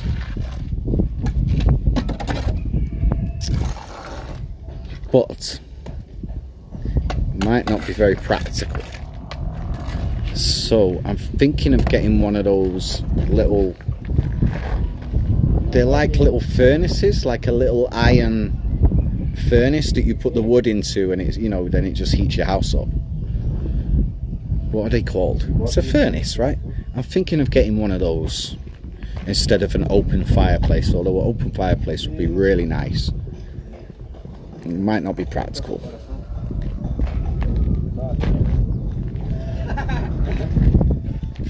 But definitely having a wood. A parte, Timothy. A parte de fechamento de porta. Já. Okay. Fala inglês aí, moço, vai. Não, essa parte de fechamento em inglês eu não sei muito. Essa parte aqui já é uma etapa de Door. quadro de porta, fechamento de porta. Então significa que já está quase em respalde. The door. Isso, de quê? Door. Eu não estou sentindo dor não. Door. Open the door. He's saying the door's almost done. I'm telling him in English, it's a door, and in door in Portuguese means pain, and he's going, nah, I don't feel any pain, no, what are you talking about? Fucking moron. He's almost finished the, we're going to have a bathroom door. Or a doorway, anyway. I'm not going to have a door yet, but we're going to have a doorway. Looking good. Yeah, we should be able to have the bathroom done in no time at all. I still do have the hotel until the 28th, so I'm still going home for a shower, obviously. But I am camping out here with my dogs, because my dogs are in the kennel now. That's where they're going to be living. Don't leave them in the kennel all day. I was throwing sticks for my Malinois this morning, and then I took Georgie on a little walk. Can't let the pit bull off the lead because he runs away. But my Belgian Malinois,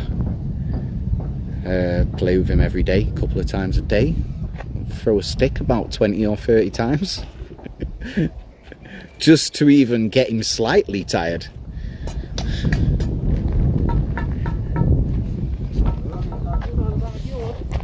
Anyone's got a Belgian Malinois, you'll know what I'm talking about. It's like having a little mini David Goggins in your house. Oh, oh, oh. Oh, good lad, that's right. Moving suspicious, wasn't he? Yeah, that's right, boy. Didn't look right, did he? Too close to the kennel. Find out. Faffle. Around and find out. That's what my Malinois like. Faffle. Christ.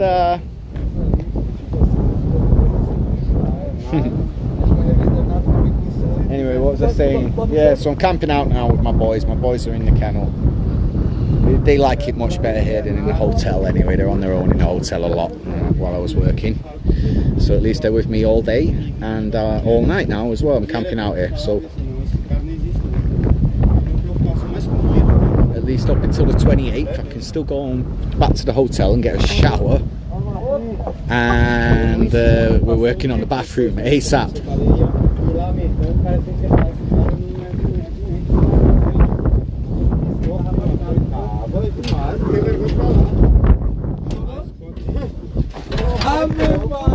Pra você ver, você tá acreditando no que eu tô falando, é verdade. Eu tô me falando 5 minutos de amor mais por ninguém.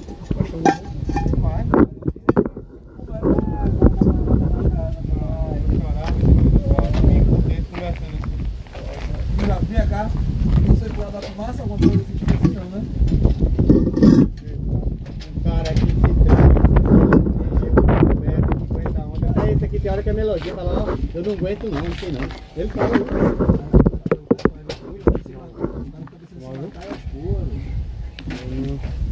o psicológico ele é bom, pô. Eu me machuco assim, mas ó, quando eu tô assim da forma da mesma forma que eu não tô escondendo como é que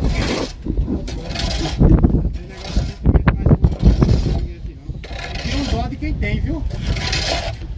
Tem um dó porque é ruim. How's the battery doing?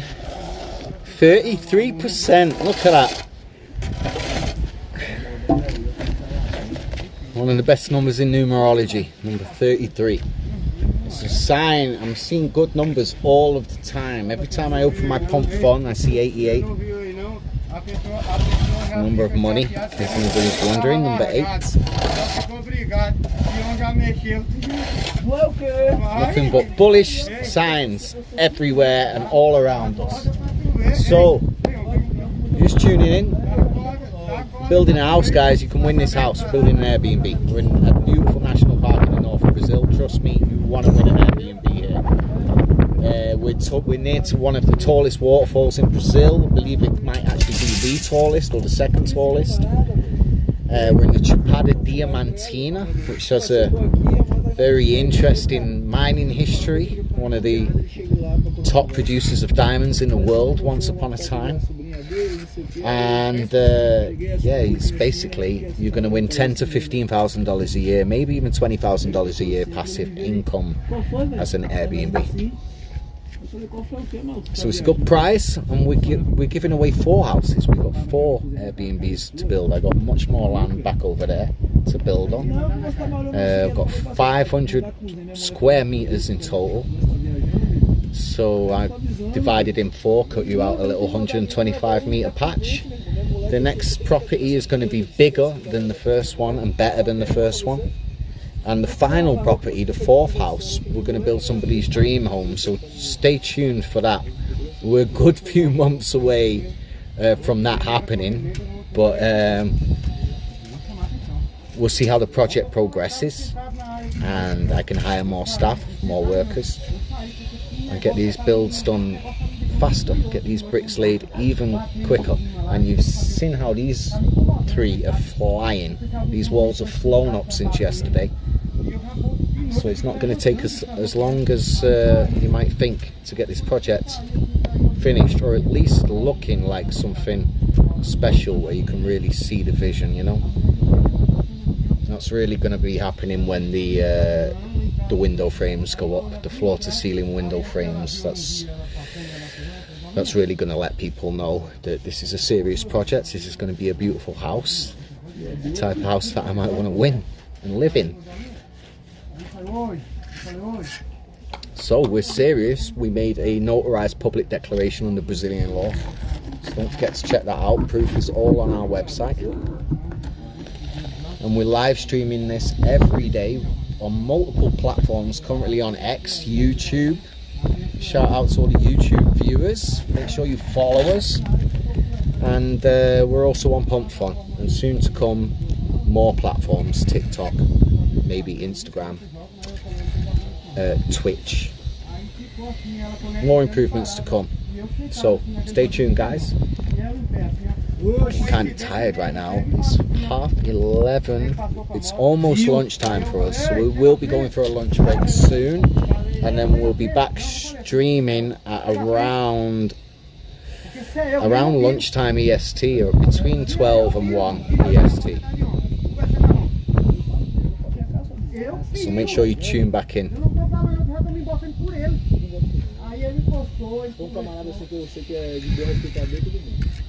Again, I'm excited to see how far we get in a day,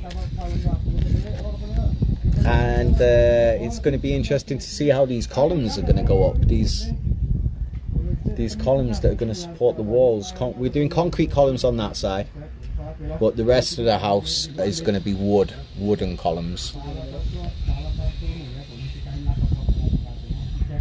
And it's all symmetrical, it's all planned out. It's going to be amazing. It's going to be amazing.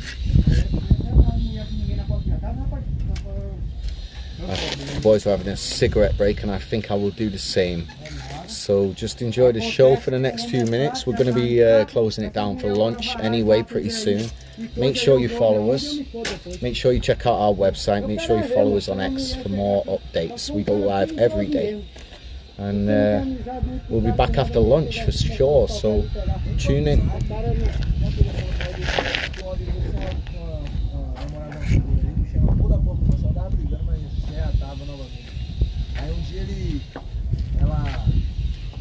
Separou dele, ela era amiga da minha mulher, começou a ir lá em casa. Uma vez eu cheguei de trampo, ela lá em casa com o notebook assistindo uma novela lá com a mulher. Aí eu comecei no dia que ela foi embora, eu falei com a mulher, velho, se liga pra não vir aqui então. Só tem eu e o homem aqui, a gente faz duas mulheres, eu não fico à vontade dentro de casa é grande, fica pagando aluguel caro pra ficar recebendo visita assim, não é mais que a mulher do brother, às vezes eu também consumindo várias coisas, a gente tá aqui em casa, o cara fica consumindo de mim as coisas, ele não vai alinhar com ele, não vou com ele. Querer fazer cena, tá ligado? Com o cara, às vezes a mulher tá com a mulher tá brigada com o cara aí quer usar o amigo contra pra fazer cena.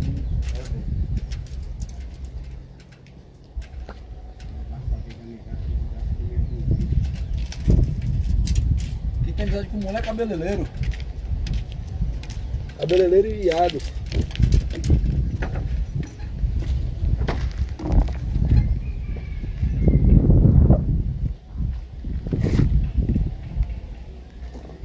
Tem um bloco aí, Sônia? Tem bloco aí? Ah, não, tá sem massa, né? Tem massa aqui, né? Tem bloco?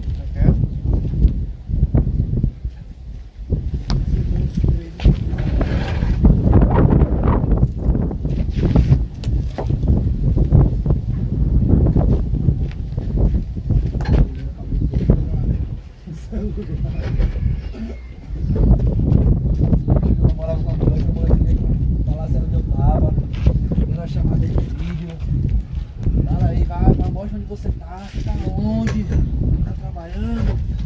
Tá fazendo o quê?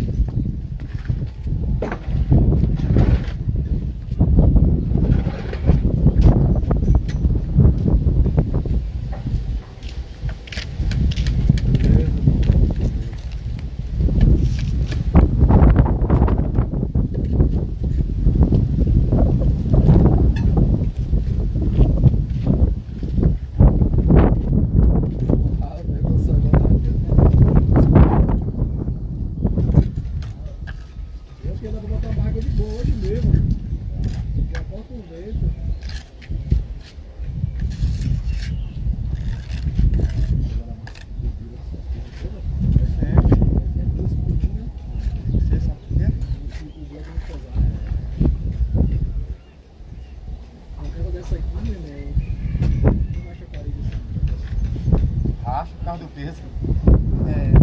Esse bloco ele tem mais facilidade de rachar a parede do que o outro, porque ele é pesado. Só que ele tem mais durabilidade e mais resistência.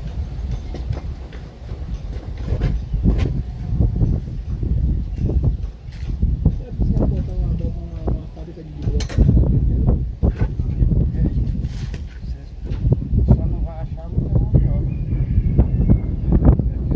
Tinha uma máquina de fazer adobo, era aquele bicho Cosmo. Cosmo tinha uma máquina de fazer adobo.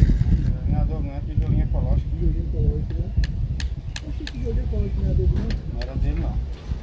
Não era dele, não. Era do cara que trabalhava. Ah, é isso mesmo, os caras falam aqui. Já morei na casa de Cosmo já lá no Branga.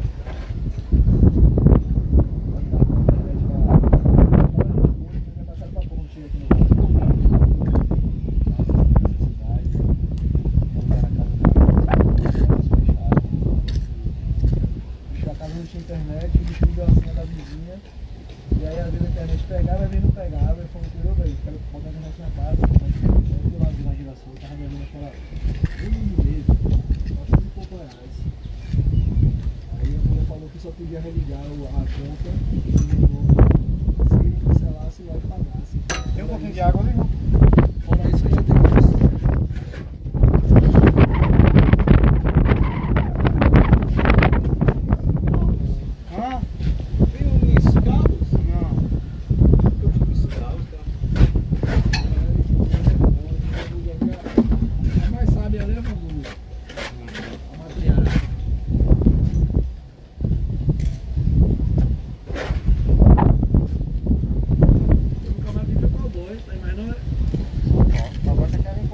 ali, mas tu vai com a fiada. Dá 2 mil, você é quanto que eu vou? 2 mil? 2 mil de entrada, mas vou pagar 500 reais por mês. É com sócio?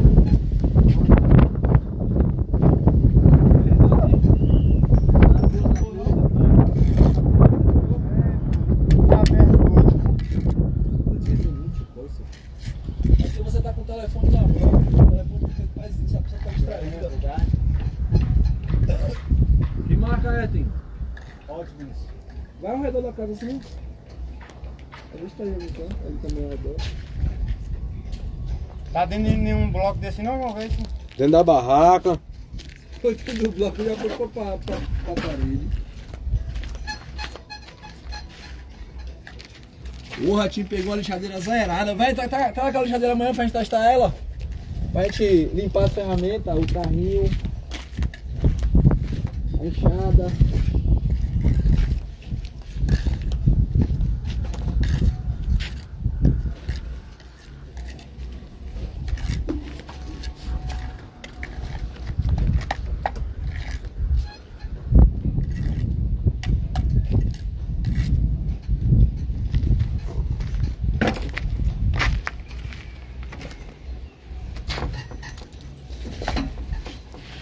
Já começou a contar com cara de casa, né? Já, agora tá cara de casa já.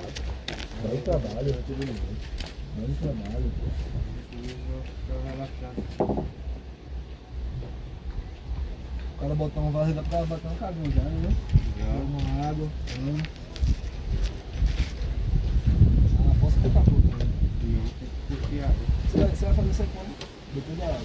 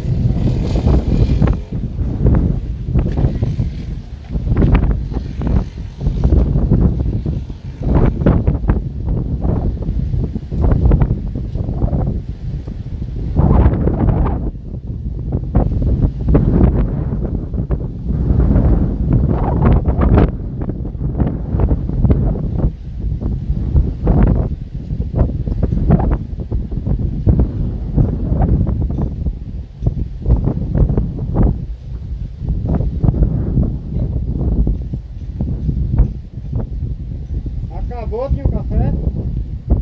Acabou, eu acho. Acabou. Vamos almoçar, fica aí? Oi? Vai lá nos campos? Eu vou. Eu vou almoçar, cara. Eu vou também.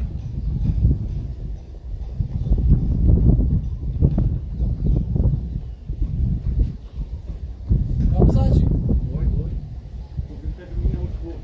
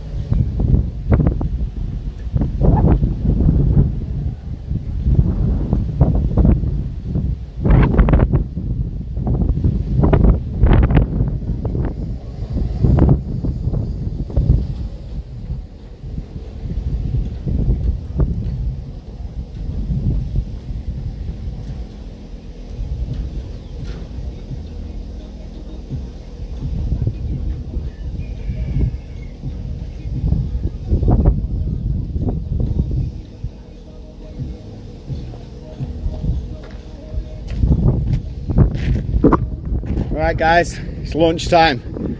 We'll be back in about an hour, okay?